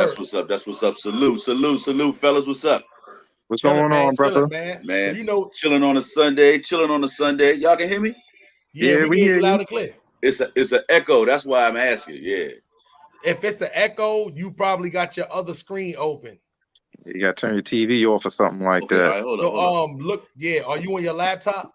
Yeah. Look at the top and make sure it only say StreamYard at the top. Make sure you don't got your YouTube open too. I want to say good.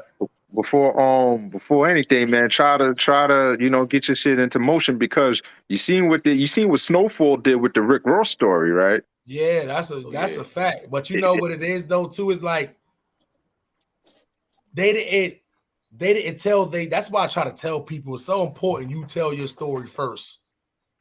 There's no way somebody will be able to jack this story, me taking in court, with me having videos from 2 years ago telling these stories.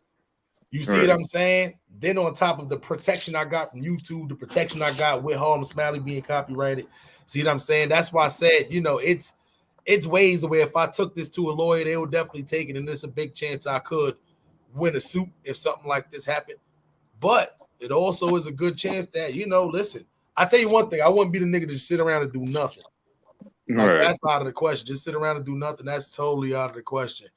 So that's why I said every Friday and Sunday, what I'm going to do is I'm going to do an episode on Friday. I'm going to do an episode on Sundays, and we're going to do that every week. That's going to bring us all the way to the end of the year. You see what I'm saying? And then from there, as we going through there, I'm going to be dropping part 2s. And then next year, hopefully the part 2s will be done. And that's going to catch us up to date when I start doing real life family vlogs and up to date catching up vlogs. And then we could do a recap of season 2 next time. Right. You see what I'm saying? So that's why I said, though, you know, it's the way the shit is moving right now, though, too. And at the end of the day, all this is going to still pend into being part of the podcast without me just specifically talking about the gang shit all the time. You see what I'm saying? Like, I'm going to be even doing reviews when I was talking about shit in these other states, Crips and Bloods in these other states. It's some shit I got to, you know, speak about in those ones, too.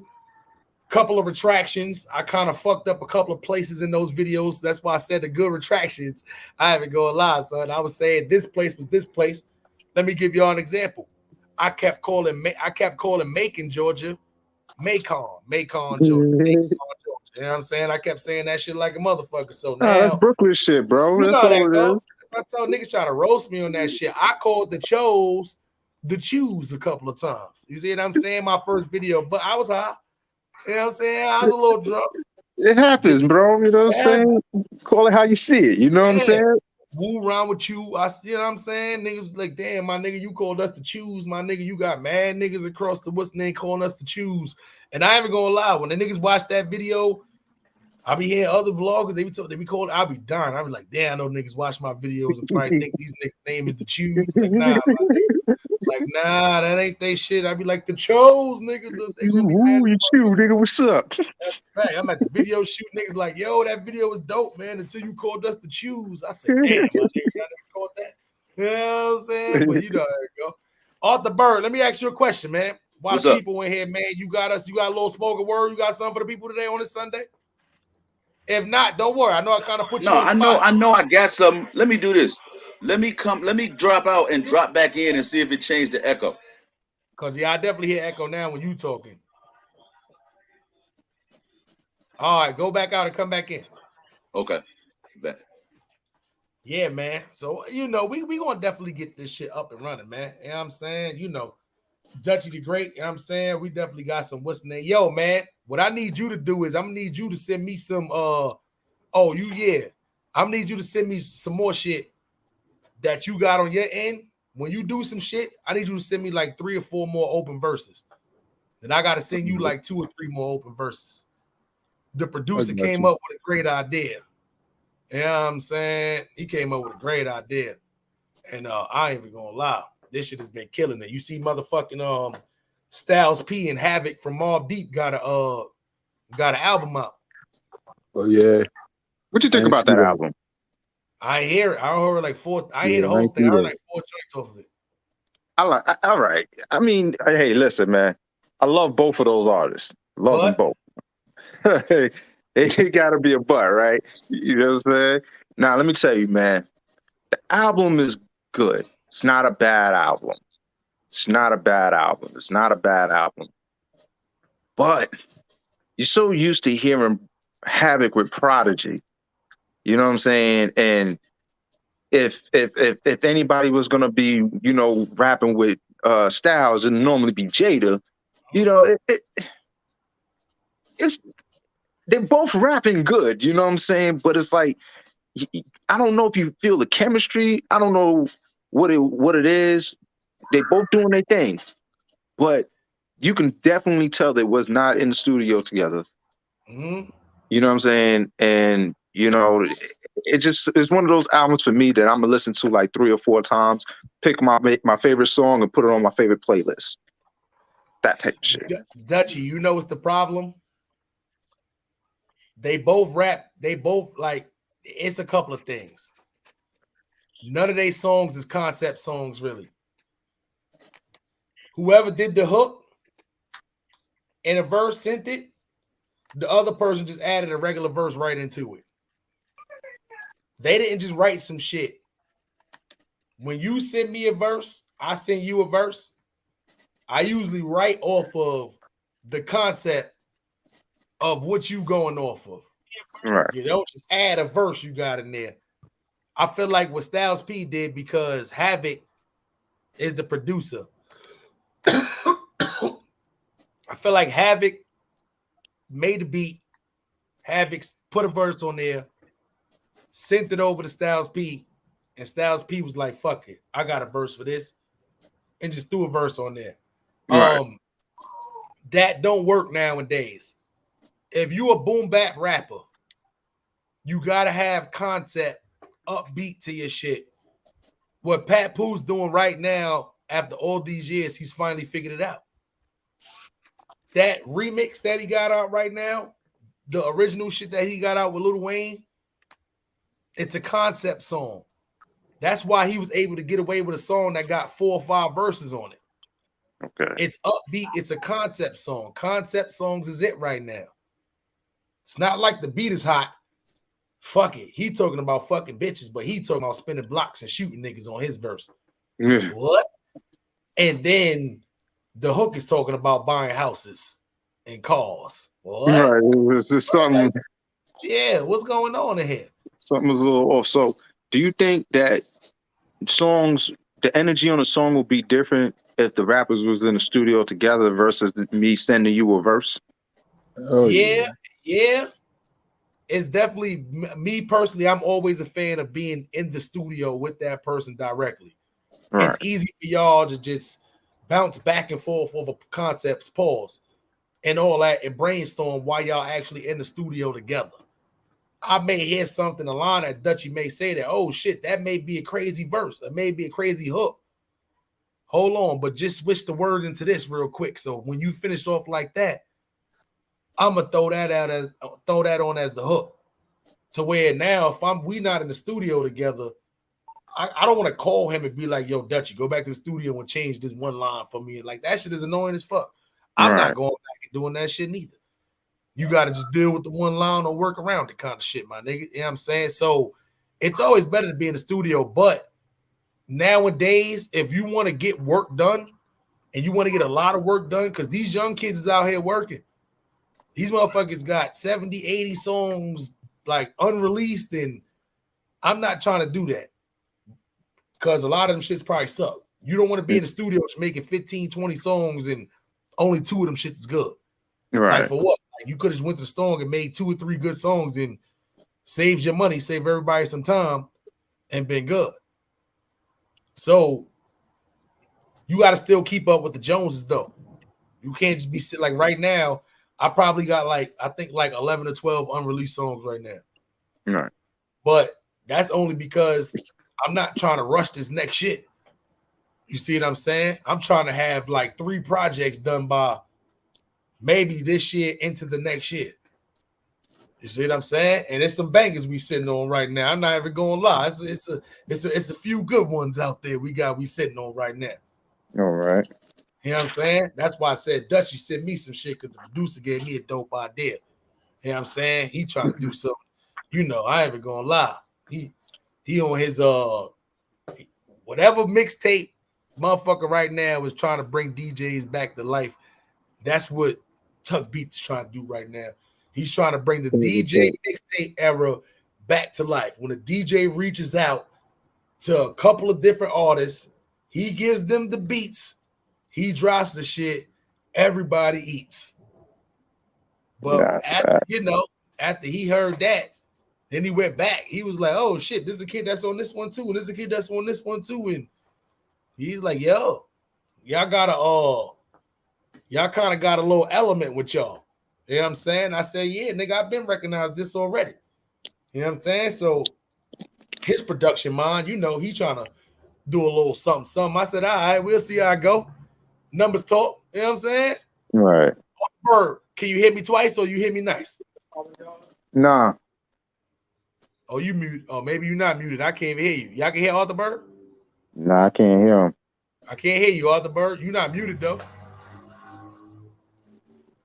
That's a little. I don't know why I can't hear you. Try to go out. Come back in one more time. Yeah, because I can hear you talking, but I just can't see you, my geyser. You know what I'm saying? Metaverse kind of fucking Arthur Bird up right now, man. I gotta drop his little spoken word piece because you know it's Sunday. We don't want this to be, you know, long and strenuous for the people who do watch the playback and all that too. So, you know, it's very weird. It's very weird. I did a super dope ass interview yesterday. Pass the Sticks podcast, talking some real gamers. Yo, listen, if y'all like some old school gaming talk, so yeah, if y'all like any kind of gaming talk, you know what I'm saying, like I ain't even gonna lie, for rock. I was showing shit like this yesterday, son. This you talking about games, video like games, video games. That fucking. I was in here, like video games. Yeah, son. Listen, that's why I told people. You see that? This how games used to look. Look.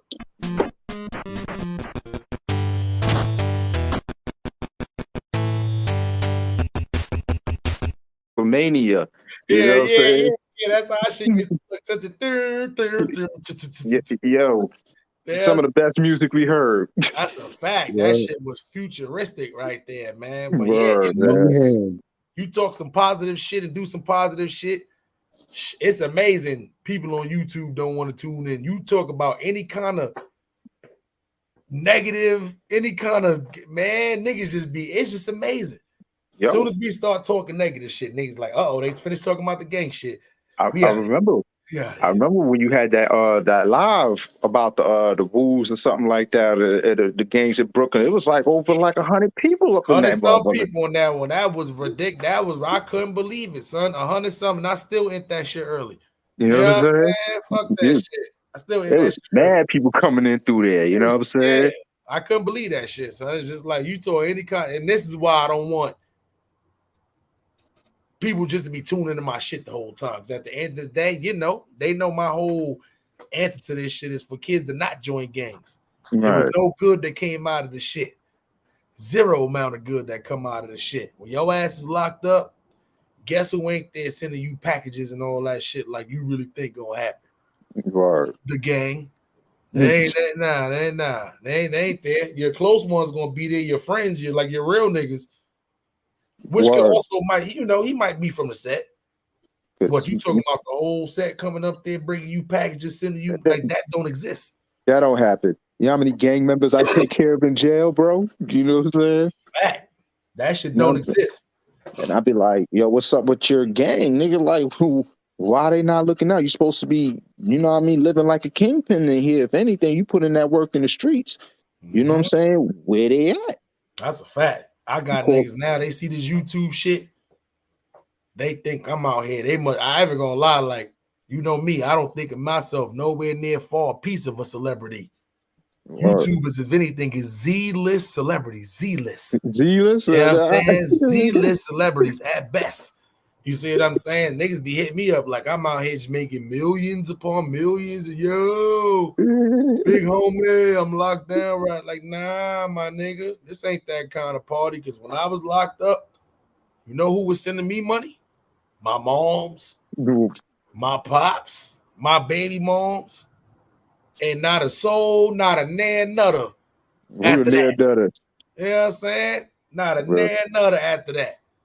Phone time, commissary, visits, letters, pictures. Nah, that shit don't exist. That's why I don't tell the young niggas to go out there and join gangs. I might have had a total of maybe 20, 30 people ask me in the past, yo, big homie, you think I can fuck with your set? Yo, you got to go to New York City and find niggas. I ain't about to give you no names, no referrals, no, you know what I'm saying? Nowhere to go. Like, God, don't tell niggas I sent you. Like, go ahead. You online. What you think I'm about to say? Yeah, son. Don't go out niggas and find them niggas. Yeah. Like, I'm saying, go ahead. He'll find niggas. These niggas be everywhere. Everywhere. Like, what? Am I like the online OG? What the fuck's going on? Like, nah, my nigga, it ain't that kind of fun. So let me ask you, right? Because I remember when I was watching some shit and Bosco said that people was in his inbox saying like, yo, big homie, I'm trying to get under you. I'm trying to get down under you. Do people actually hit you up and be like, yo, bro, I want you to put me on? You know what I'm saying? It's been at least between 20 to 30 people. I'm not exaggerating. Who done serious, like on some serious shit. Some niggas just, when I let them down easy, they just leave it alone. Some niggas will just follow you forever, like all your pictures. Like that's going to change something. And then some niggas will just get super mad. Like, oh, that's fucked up. I'm just trying to what's name like my nigga. If you under 18 years old, only thing I'm going to tell you is to go to school. Word. If you over 18 years old, I'm going to tell you stupid for waiting this long to try to turn a game member anyway. Like, it's a lose-lose for you any way you put it. I'm not the nigga. When I was a gang member, I was telling niggas, hell no. My little brothers and sisters did the same shit that I did to my older brother. I didn't tell these niggas, go ahead, go turn Crip. Like, hell no. I didn't tell her ass that shit. They did that shit behind my back. My pops called me, took my, yo, your little brother came in here all bloody and shit. And I found a gray rag in his pocket. I said, oh, shit. Niggas, they didn't tell me they was about to go do that now. They did the same shit. I had to respect it. Fuck it. I did the same shit. I had to respect it. Speaking little niggas as young as a motherfucker. You know what I'm saying? I'm like, God damn. Like, what the fuck you want me to do? Go over there, grab his ass up, like, your ass ain't, like, nah, I'm not doing that shit. Told that nigga it is what it is. Your ass, good. Speaking of gray flags, right? Mm-hmm. Is the gray flag a thing over there in the West Coast? Because I remember it being like a war color over here on the East Coast. You know what I mean? So quote unquote. So what happened was, right, when us in New York, we just, like, we didn't realize purple was mainly worn by grape streets. We didn't realize orange was mainly worn by Hoovers We didn't realize gray was mainly wore by insanes. You see what I'm saying? And then you had this set that might wear royal blue. This set might wear baby blue. This set might wear dark blue. Like, we didn't know that shit. We thought all the shits was Crip colors. Right. So, yeah, you had, which was like, you know, like gray was like the war color, especially if you was from Brooklyn. You know, that was like the war color. Yeah, that was what they said. Yeah, or to get money color.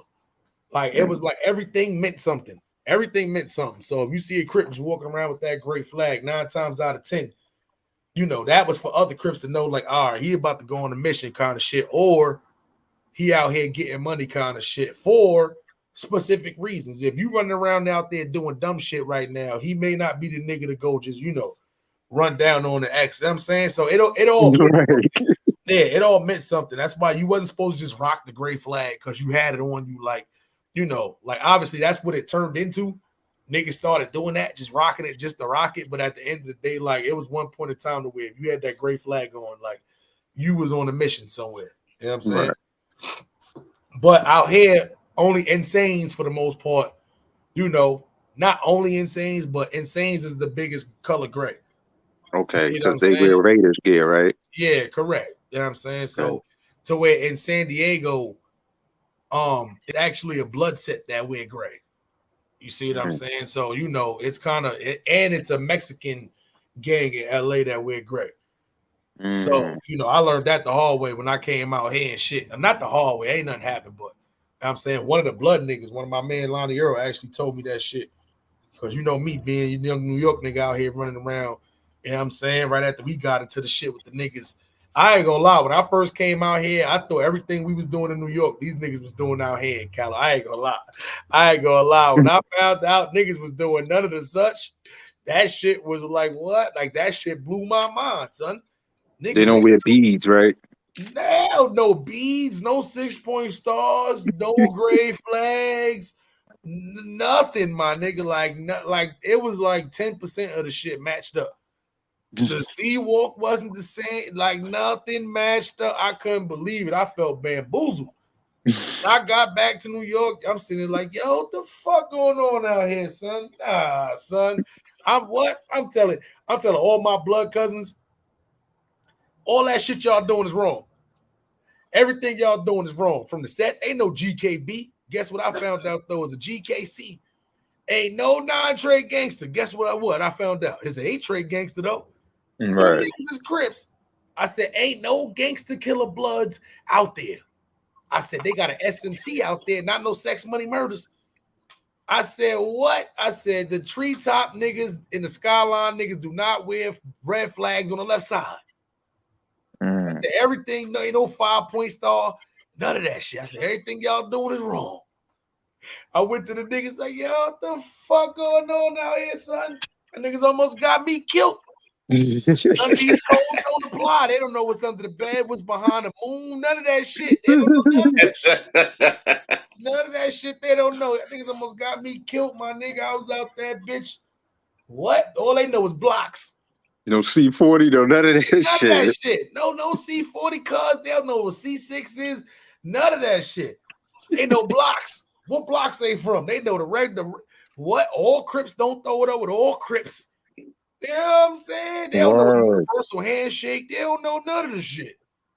I've been bamboozled. Who's telling niggas this shit out here, son? I can't be the first nigga from Brooklyn to go to California and realize all this shit we've been doing is wrong. Do they stack? Yeah, that's why I said like 10% of this shit is right. Certain shit like certain sayings and all that shit. That's why I said like 10% of the shit was correct. Okay. But that 10% saved my life. You know what I'm saying? Well, by a hamstring. That's a fact. Remember, this ain't no social media days or none of that shit. All they got to do is take my word for it. Like, what? Niggas don't even know it's Crips in New York. Like, you're a Crip from New York? What the fuck? Fuck they doing in New York? I'm telling you, 6 boy. Yeah, I ain't even gonna lie. Good thing I had the one cool big homie nigga out here. That nigga sold weed, so he was always high. That nigga gave it to me straight. Nah, cuz they ain't none of that shit right. Hell says the fuck. He's like, nah, I ain't saying that, I ain't saying y'all don't know that shit out there, but man, We don't do none of that shit out here. 6-point star, I never even heard of a GD. Like, what is that? You know what I'm saying? I'm in there like this, like, yeah, nigga, look, you don't know what this shit is. And we don't know nothing. You know what I'm saying? We out there just throwing up C's like this. Like, nah, they don't do their shit like that in California. They don't? Fuck, no, they don't do their shit like that out there. They everybody do it like this now. In New York, niggas doing their shit. Nobody do their shit like this no more. That's old school shit. That's old school Crip nigga. If you still see a nigga throwing up C like this in New York, that nigga, he might have been locked up for like 20 years or some shit like that. I ain't even gonna lie. Right, because that's the only way you could throw the C down is if you do it like that. Yeah, but niggas don't do that. Out here, you know why niggas don't throw B's down is throwing up Pyru. They don't do that out here. Throw C's up and C's down. There ain't no way for you to do it. It's just a C. You turn it upside down. It's just a C. That's all it is. Niggas ain't good. They gonna look at you confused, like, what is he doing? Right. Yeah. So, if that nigga didn't tell me that shit far right, I'm telling you, I'd have probably been out there telling the wrong niggas, man, listen. That's why I said the good Lord be watching over me, because he know this is probably the one nigga in California I could tell all this shit to, and he would have probably still believed me because he seen me scrap.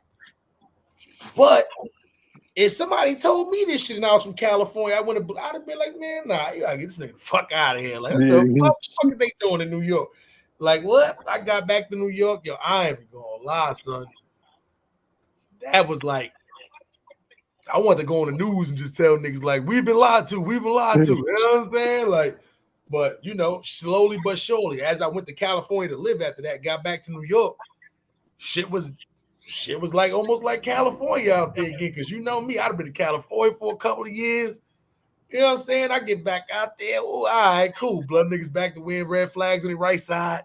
Crip niggas ain't talking about no 6-point star, none of that shit no more. I said, all right. Right. Yeah, we good.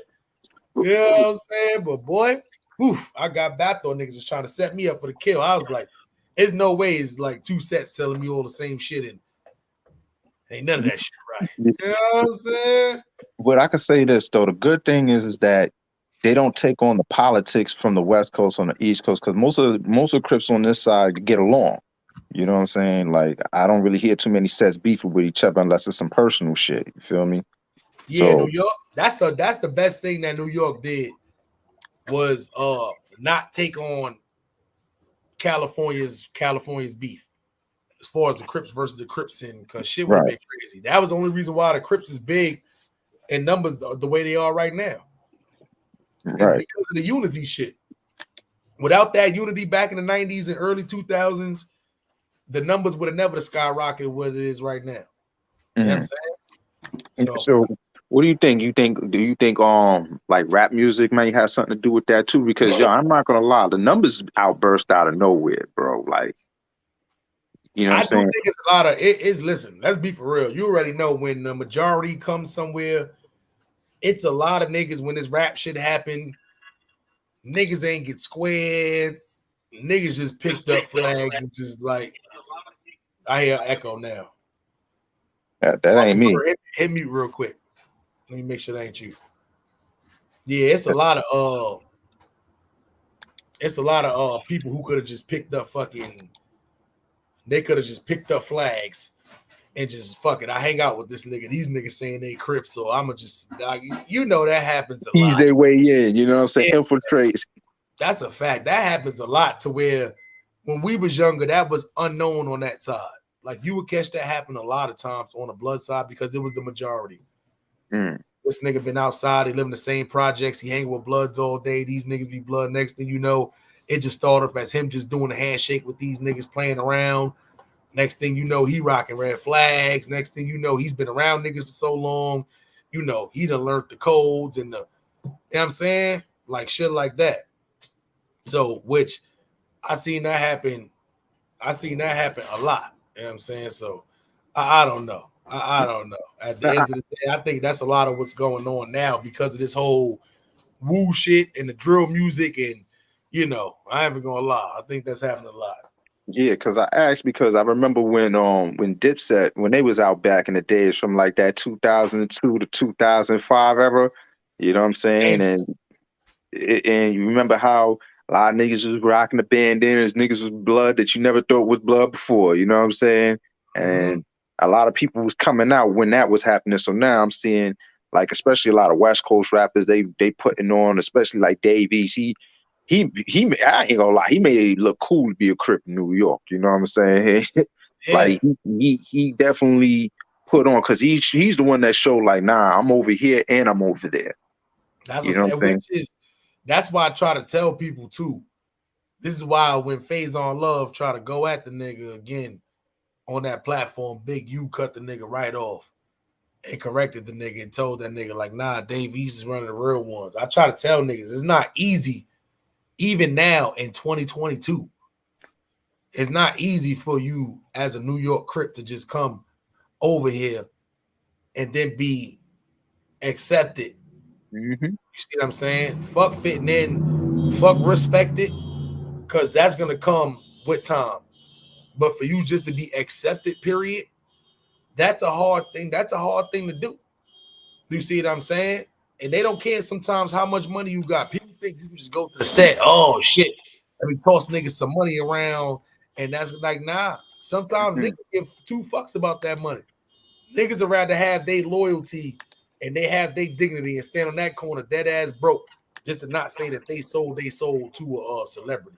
You seen that Soulja Boy shit, but they get off of me. Correct. You know what I mean? You see what I'm saying? Correct. And they were probably just outside at the time. He probably promised them so much money and gave niggas weed and liquor, all kind of stuff. And once again, like, that's not gonna make niggas just be like, you know, oh yeah, I'm saying I'm gonna just rock with this person. You see what I'm saying? Or this person gonna be, because if they do some weird shit, it's gonna make the whole hood look weird if they get accepted at the end of the day. You see what I'm saying? So that's why I try to tell niggas, you know, it's weird to be a celebrity and then say you from somewhere. It's even weird for you to be from New York and then cut. I'd have been dealing with the shit over 20 years. I hear echo again. Arthur Bird, you doing something in the background? Yeah, trying to. So do you see your like right now? I don't hear the echo right this second. So whatever you did right there, you could probably, what's the name? I don't hear nothing right now. Fucking it's kind of, you know, it's for 22 years I've been dealing with it, and you know, it's still people that'll look at you a certain way if you would just try to pop up over there and start shooting videos and all that shit. So, you know, that's why I tell people too, is like, me, I'm older now. I don't look for the validation shit. That shit I already did in the early 2000s already. Like, I done did that shit already. I done went, you know, as a New York nigga, I'm saying, y'all done heard the stories already. San Diego and South Central, both spots, you know, I mean, once again, to a lot of people in California, I'm literally the first New York Crip they met before. But that's not to say that that was an easy thing. Like, I came out here on my Harlem Smiley shit, like, nah. Very humble kind of shit you got to be on. You got to be smart. You got to... You got to run the fade, bro. You did that. Yeah, you know what I'm saying? You did that for the state, bro. That's you know what I mean? For the state. That's why I try to tell niggas. I took this shit everywhere I went. That was for the state. That was literally me. Even doing YouTube was for the state. I took a fade for the state. Niggas is not this whole niggas be talking about New York gang members and oh, y'all niggas is like, nah, I've been doing this since early 2000s, taking a fade for the state. How many niggas in New York took a fade besides like real shit, like real gang niggas from New York? How many niggas took a fade on that West Coast? The only person I could think of was Loon. Yeah. You know what I'm saying? It's been a couple. It might have been a couple who we don't even know about, who done probably did it for other states. But I'm one nigga who can say, when it came down to it, you know, it's certain niggas that definitely think twice when they're going to bring up New York niggas out their mouth. You know what I'm saying? So, you know, especially on some fake kind of shit. Like, nah, I don't give a fuck what kind of knowledge or where you think it started from, nigga. What ain't fake is these knuckles, my nigga. You know what I'm saying? Arthur Bird, you can hear me? Yeah, how I sound to y'all now? Sound cool. I don't hear no echo. I mean, you got a little something, but nah, you good though. What we gonna do is we're gonna give you the solo layout, man. You ready for this? Give me the solo layout. Man? Let's see what we do. Yeah. Fuck this echo, man. It's our guy. Y'all got Arthur Bird, man, with the spoken word, man. Let's get it. Let's go.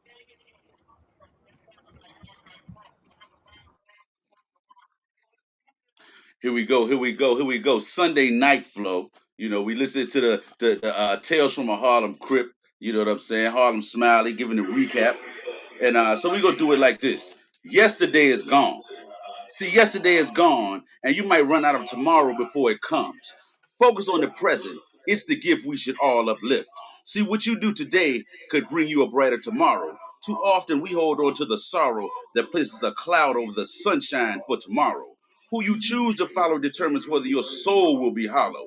Let's get the mental stable so we don't leave our blessings on the table. It's a shame how many blessings of our own we leave unclaimed. The cemetery is rich with unclaimed hopes and dreams. It's high time we stop letting God's gifts float away from us downstream. Let's get it together, people. And of course, let's wash them hands. Let's wash them hands. Words from a bird in the building. Wash them hands for sure, man. You guys are filthy animals out there not washing your hands, man. Ron G's.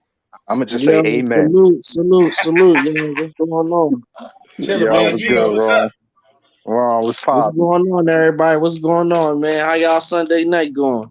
Chilling, man. We still afternoon time over here. It's still nice and bright, man. But we good money over here. Y'all all snowy over there? Y'all still a little snowy where y'all at? You a little snowy? Nah. Everything done cleared up now. Oh, all right. Y'all back in the 40s? Oh, no, it's still cold as shit. We about 40 over here, you know what I'm saying? 40, 39-ish. You know what I'm saying? It's not freezing, but it's cold. Damn, man. It's cold, though. Man. Hope all y'all niggas move to California, man. I ain't gonna lie. I think my shit says 72 right now. Nah, y'all gas price is too crazy over there in Cali right now, bro. Yo, I seen $5.59 near the airport. I say that was crazy. I ain't doing regular, it. Son. I ain't doing it. Regular, that was crazy. Yo, listen. That's why I ain't waiting at no bus stop in Cali neither. So that's that's done. It's a billion Teslas out here though. The Teslas is running around strong out here. You know what I'm saying? Right. Or you got to get you a 4-cylinder. And the crazy part is so many hills out here. Your gas run out mad fast, son. Yeah, fuck that. I'm gonna get me one of those electric little shits and little smart cars. You know what I'm saying? Charge that up at the end of the day. Yeah, fuck it. You know what I mean? It should do like 60. It should do like 60 miles. Or you get a motherfucking Prius. Be out here in a damn Prius or some shit. You gonna look like I'm too gangster for a Prius. Yeah, you gonna like an Asian lady in the Prius. Like them shit's worse than soccer mom vans. I ain't even gonna lie. Yeah, bitches ain't gonna respect me hopping out the Prius. You know what I'm saying? Nah, no pussy hopping out the Prius. Like your pussy rate gonna be -3% for the month. Word. So I don't know, man. Cali sound good. It really do. It was very tempted, but think I'm gonna pass, man, for Cali for now. But maybe. Well, good. Y'all gotta come visit, man. Y'all gotta come visit. We will make it all. I ain't gonna lie. That's what I want to do too. Not probably this summer, probably next summer too. I want to put together like, you know, us like even this platform right now, man. Like a nice little couple of day subscriber Vegas trip shit. You know what I'm saying? You know, some nice little trip. You know, you could bring your significant others if y'all want to. If not, come by yourselves. Some shit like that, man. I ain't even gonna lie, but you know the real ones who I'd have been on platforms with, who I know ain't on no weirdo shit too. You know, like the niggas up here right now. See what I'm saying? If y'all in attendance, if y'all watching on Twitch, Facebook, or YouTube, make sure y'all go over to Melly Mel channel, man. Melly Mel, 2 L's, all caps. When you spell it, that's how you spell it, man. We get that channel's all facts, man. You know how that goes. She's right there at the cuff. And obviously she's putting that work this weekend. So Smiley is gonna hold it down for half of the team. But we do got some Best of Both World podcasts coming for y'all in the beginning of this week. So make sure y'all go over to her channel and subscribe, man. Yes, sir. Ron G's, did you catch the recap of this first episode we did, man? I did not, man. I just seen y'all was on live, man. I just hopped smooth on. Oh, all right. You good, though. The good part is if you go back to it was a full recap of the first Harlem Smiley story. I don't know if you ever caught the first episode, but if you didn't, we did a live reaction. And we're gonna be, you know, we're gonna do it on Fridays and Sundays, in the morning time, afternoon time-ish on y'all time, you know, for the next 30 weeks. You know what I'm saying? So what should, you know, bring us close to the end of the year by the time we finish getting this going. Right, no doubt. Yes, sir. You know what I'm saying? But yeah, man. Other than that, though, man, we ain't gonna be on here too long, 2 hours and 15 minutes. I definitely want to cut it a little short for the people who's watching on the recap because they see shit 3 hours and they definitely not watching that shit. So, Arthur Bird, I definitely want you to let people know your handle on Twitch. Now that we got Twitch up and flowing, Yeah, we let got the it up people and know where they flowing. can find you at in these streets, man. All right.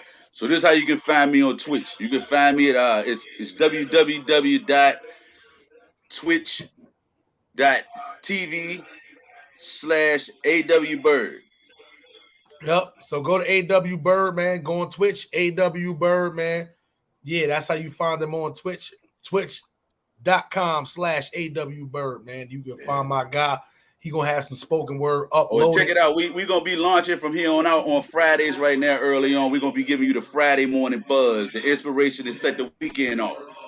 Yeah, that's what's up. Yep. And what I was telling you before was too, from here on out, like when you do it on Friday, even if you do it on my platform when I'm live on Friday, that's what I was saying. You could have your other shit, just have it on your Twitch. Boom bop bet, you good to go. Do kill two birds with one stone. You see what I'm saying? Okay. So yep. Okay. So if they don't want to watch my shit, go all the way through mine. Y'all could definitely go to Arthur Bird on Twitch for sure because the content on there is gonna be phenomenal. And then he's gonna probably be going live on his own Twitch platform and giving y'all extendo clips of the bird, words from a bird. You know what I'm saying? But y'all make sure y'all go follow the platform, man. Ron G's, you want to let people know where they can find you at in these streets? Hey man, I'm about to make a weed channel and shit, man. You feel me about reviewing all the dispensaries and all the shit up in PA, man. So check me out on that, man. You feel me? Ron G's 215. You feel me? I'm just clicking on with that. You feel me? Yeah, that's what's up. You should start out with the strands, and then when you start going to these places, start out with the like how I was doing the strands of the day. You need to, do that shit. I ain't even gonna lie. That was something I wish I would have started a separate channel on doing. If you start your channel in that realm, you will get recommended that your shit will do way better than my what's name did too. But same shit. Do the same shit. Start out like that. Man, I'm reviewing all this, like you feel me? Because I guess every state got their own growers. Mm-hmm. Like you know what I mean? So I'm just reviewing all the different like shit that they got out here, man, and just like you know what I mean, what's worth it, like you feel me, the prices, like you feel me, I'm doing the concentrates and all that. That's a fact. I ain't gonna lie. You talking about like you can go live every day now with all these shits they got out. You talking about you got like 2 years worth of content easily. Yeah. So yeah, man, definitely, man. Salute to you. And you smoke enough. You know what I'm saying? You smoke enough. Yeah, you already know. That's a fact, my nigga. I haven't gonna lie. That's why I went and actually got me some few strands before, but I was like, in the morning times, that's what I'm gonna do. Just be letting people know. Right. So even if you want to do a little segment on the podcast to kind of get it going and get your own shit jumping too, let me know. Because how we do it off the bird with the spoken word. I'm definitely gonna hit you on the back chat on that, man. Oh, not on the back chat, but I'm definitely gonna hit you on the back burner on that. Definitely. For sure. Fall Rock 22, man. Let the people know, man. If you got anything new flowing over, they can just find you in these streets. Oh man, listen. Right now, I ain't throwing nothing up recently, but I plan to. So they can catch me on my name, Fall Rock 22M on YouTube or infamous _ Owen on IG. You know what I'm saying? So just like and subscribe, and I'm here.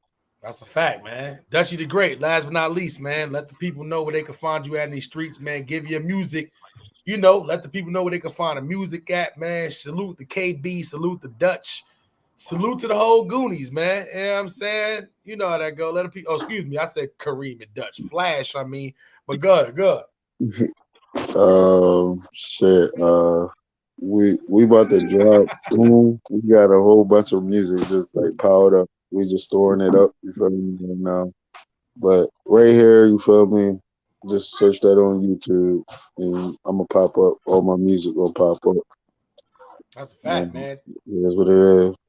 Talented young guy right here, man. And when you spell Dutchy, spell it just like the Dutchy we roll up, man. And when you spell the Great, that's one word, man. THEGR8, man. When you searching for his channel, just put in Dutchy and the Great as a whole last name, man. I ain't gonna lie. We got some gonna be some joints coming out, man. You know what I'm saying? Here a little 19-second clip, a little start off. Oh nah, that ain't there. Hold on. What the fuck I do with that clip? That ain't there. Hold on. Hey. Yeah, you right. I'm fucking with this one. Stay on my Smiley when I get back. Back at it again. You are now tuned into Bossman Chuck Beats. Yes, sir.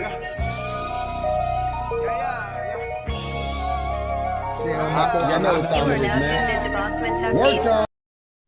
Yeah. That's what y'all get. 19 seconds of intro. That's it, man. Until I stay on my Kobe when I pivot. And y'all can get that when it drops.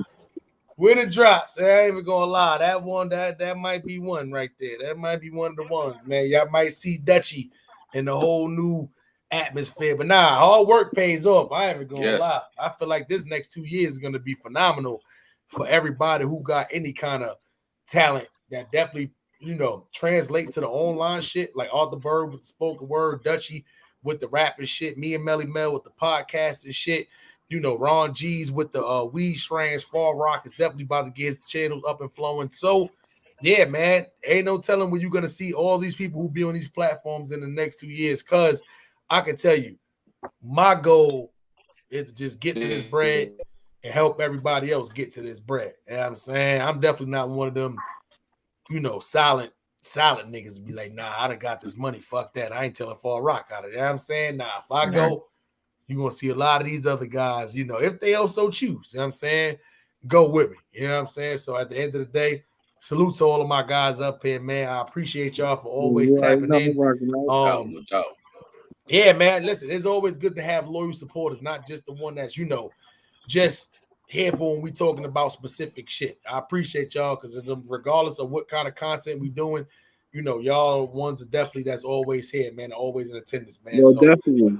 Yeah, man. And Far Rock, he got good content too, man. You feel me? Like, you feel me? He definitely know what's going on in Queens, for real, man. Good looking, man. Good looking. Yeah, just in the period, just in the series, that's why I said though too. He's very intellectual, man. He got good content, man. I remember I watched the live the way me, you, Maybach Mel, and somebody else was up there, and that was probably one of the most intellectual lives I ever heard in a while. You see what I'm saying? Like, it still had our laughter and all that shit going, but the gems we was dropping was crazy. So I ain't gonna lie, you definitely it comes natural. There ain't nothing like no shit you gotta try. You know how that go. You know what I'm saying? And once let me know when you're ready for that infamous Owen, that Fall Rock interview, man. You know what I'm saying? So we can, get that flowing, man. Yo, man, listen, I'm here, brother. You know what I'm saying? I'll be ready probably next week. Let's just say next week. Let me get a shape up and shit like that. Yeah. Nah, you're good, because a lot of people don't realize, like Queens has has a lot of historic parts and times in it and places in it too. But that's why I think this would be fun, because you got a lot of New York knowledge, but you also got a lot of inside Queens knowledge, especially because Fall Rock, I would probably say, is like one of the hidden gems in Queens that people really don't discuss too much. Like, they know Stack Bundles and that'd be it. You know what I'm saying? Like, I ain't even gonna lie, like it's very weird. Yeah, so my girl from Queens, and she don't even know too much about Fall Rock. Because let me tell you, Fall Rock was one of those places where your parents told you not to go. If you was from outside of Fall Rockaway, they'd be like, "Oh, you got a friend from Fall Rock? Don't ever go there. He can come here or she can come here, but you do not go there." Yeah. That shit. Yo, one thing that I did know about Far Rock, like, you feel me, that just interested me about it, that just was like how these 14-year-olds, you feel me, down Redfern was just killing each other like that. You feel me, like, and this was like 08. Like, you feel me? Like, this was 08, 09. Like, it was bad. I was like, oh shit. It's going down. Like, you know what I mean? Because it's only like it's one main. It's like when I look at Fall Rockaway, I think of like it's literally one big main way in and one big main way out. You see what I'm saying? So it's not like you got so many different directions and mad highways you can go to get off that motherfucker. Like, nah, your ass can get trapped. You can literally get trapped in Fall Rockaway. I ain't gonna lie. All they gotta do is shut down a bridge, a train system. Your ass is trapped on Fall Rockaway. You know what I'm saying? That's why I said it ain't as easy as people think. And damn sure ain't just beaches and shit out there. Motherfuckers out there, black niggas surfing and shit. I can tell you that ain't the case. That's a fact. I ain't even know they had beaches. That's another thing that niggas put niggas on too. Hell yeah. That's a beach. It's a beach. It's a beach. Far Rockaway is a beach, bro. It's a beach in the bay. You know what I mean? We're surrounded by the beach and the bay. So the ocean and the bay. That's a fact. Like they tried to make it, you know. They made a couple of the schools out there, redid that. The basketball courts redid those, and they tried water fountains and shit, but at the same time, like you can't, the niggas are still there. You know what I'm saying? So they tried, but they're trying. As far as a motherfucker, like now you starting to get the people who really don't need to live close in the city. You know, a lot of like right now, Brownsville, it's a lot of white people living in there, like literally like right in the hood. So Far Rockaway is too far for that to kind of, you know, for that to happen. It's a couple floating around. Oh, hey, honey, let's live by the beach. Shit like that. Right. But as far as like now, like nobody's going all the way that far because you got to drive 30, 40 minutes to get to where you got to work at. Right. So that is probably going to be one of the last places to get fully gentrified. If you live in Long Island, then it's something different. I mean, if you work in Long Island, you're good. Right there. But let's be for real, right? Like most people who's moving from out of state to live in New York, they probably working where, man? Now you live in Long Island, honest, but me personally, if I'm not gonna live in Far Rockaway if I'm working on Long Island. I might as well just move to Long Island. Right. It's almost the same cost of living if you ain't got no government assistance. Yeah, but you don't want to live in the gutters of Long Island, though. You know I mean, if I had to choose Wyandanch or Far Rockaway, I'll probably live in Wyandanch. You're right. Yeah, I'll probably live in Wyandanch. I mean, you know, you know. I mean, I ain't got to pay no toll. You know, it's usually cold as shit in Far Rockaway. When that water get to blowing in this winter, when the winter time, man, I ain't even gonna lie, it's cold as a motherfucker in Far Rockaway. On that water, it'd be extendo cold. I ain't even gonna lie. It's a little more windy than most places. Yeah, it definitely is. You know what I'm saying? Too windy in the summertime sometime over there and shit. You be like, damn, it's June. What the fuck? That's why I love it. Yeah, that shit. That's how it is right now. I live right down the block from the beach. It be fucking everywhere else be burning in California. I'd be like 80 degrees with that nice cool ocean breeze. You know what I mean? Let me tell you, when it's hot in Far Rockaway, you think I'm going to Brooklyn and Harlem? Hell no. Nah, burning. It's going to be burning up there. It's a fact. So, them buildings just compacting the sun. But my guys, we're going to get up out of here. Salute to y'all. All right. Salute, fellas. Salute, man. We're going to get it in. Yeah, we got a couple of blogs coming. Even before Super Bowl Sunday, I ain't even going to lie. Me and Melly Mel going to put together, we're going to probably put together like a pre-Super Bowl versus before the Super Bowl actually come on. You know, get some music, and it's going to be a good vibe on that day, man. Everybody can get there, you know, get what they got to get on right before the Super Bowl start. We probably do a nice little versus battle.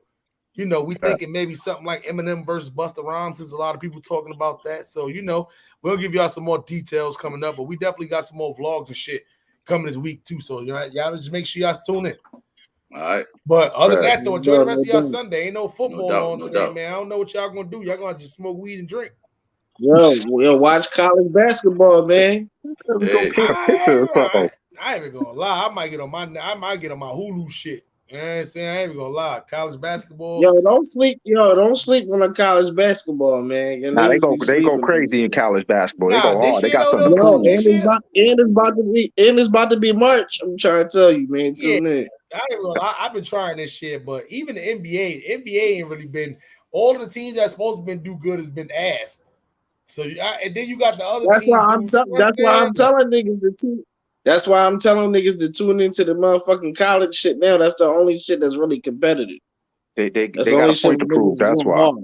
That's a fact, man. Don't worry. What I'm gonna do is too for my morning cast tomorrow. I might do just specifically like a sports cast tomorrow and talk about shit like this. So tomorrow around y'all time between like let's just say like 11 and 12:30 y'all time. If y'all at work and got lunch around that time, tune in. We're gonna talk to sports tomorrow. Definitely. Got you. All right, my guys. Until next time, y'all stay safe. You already.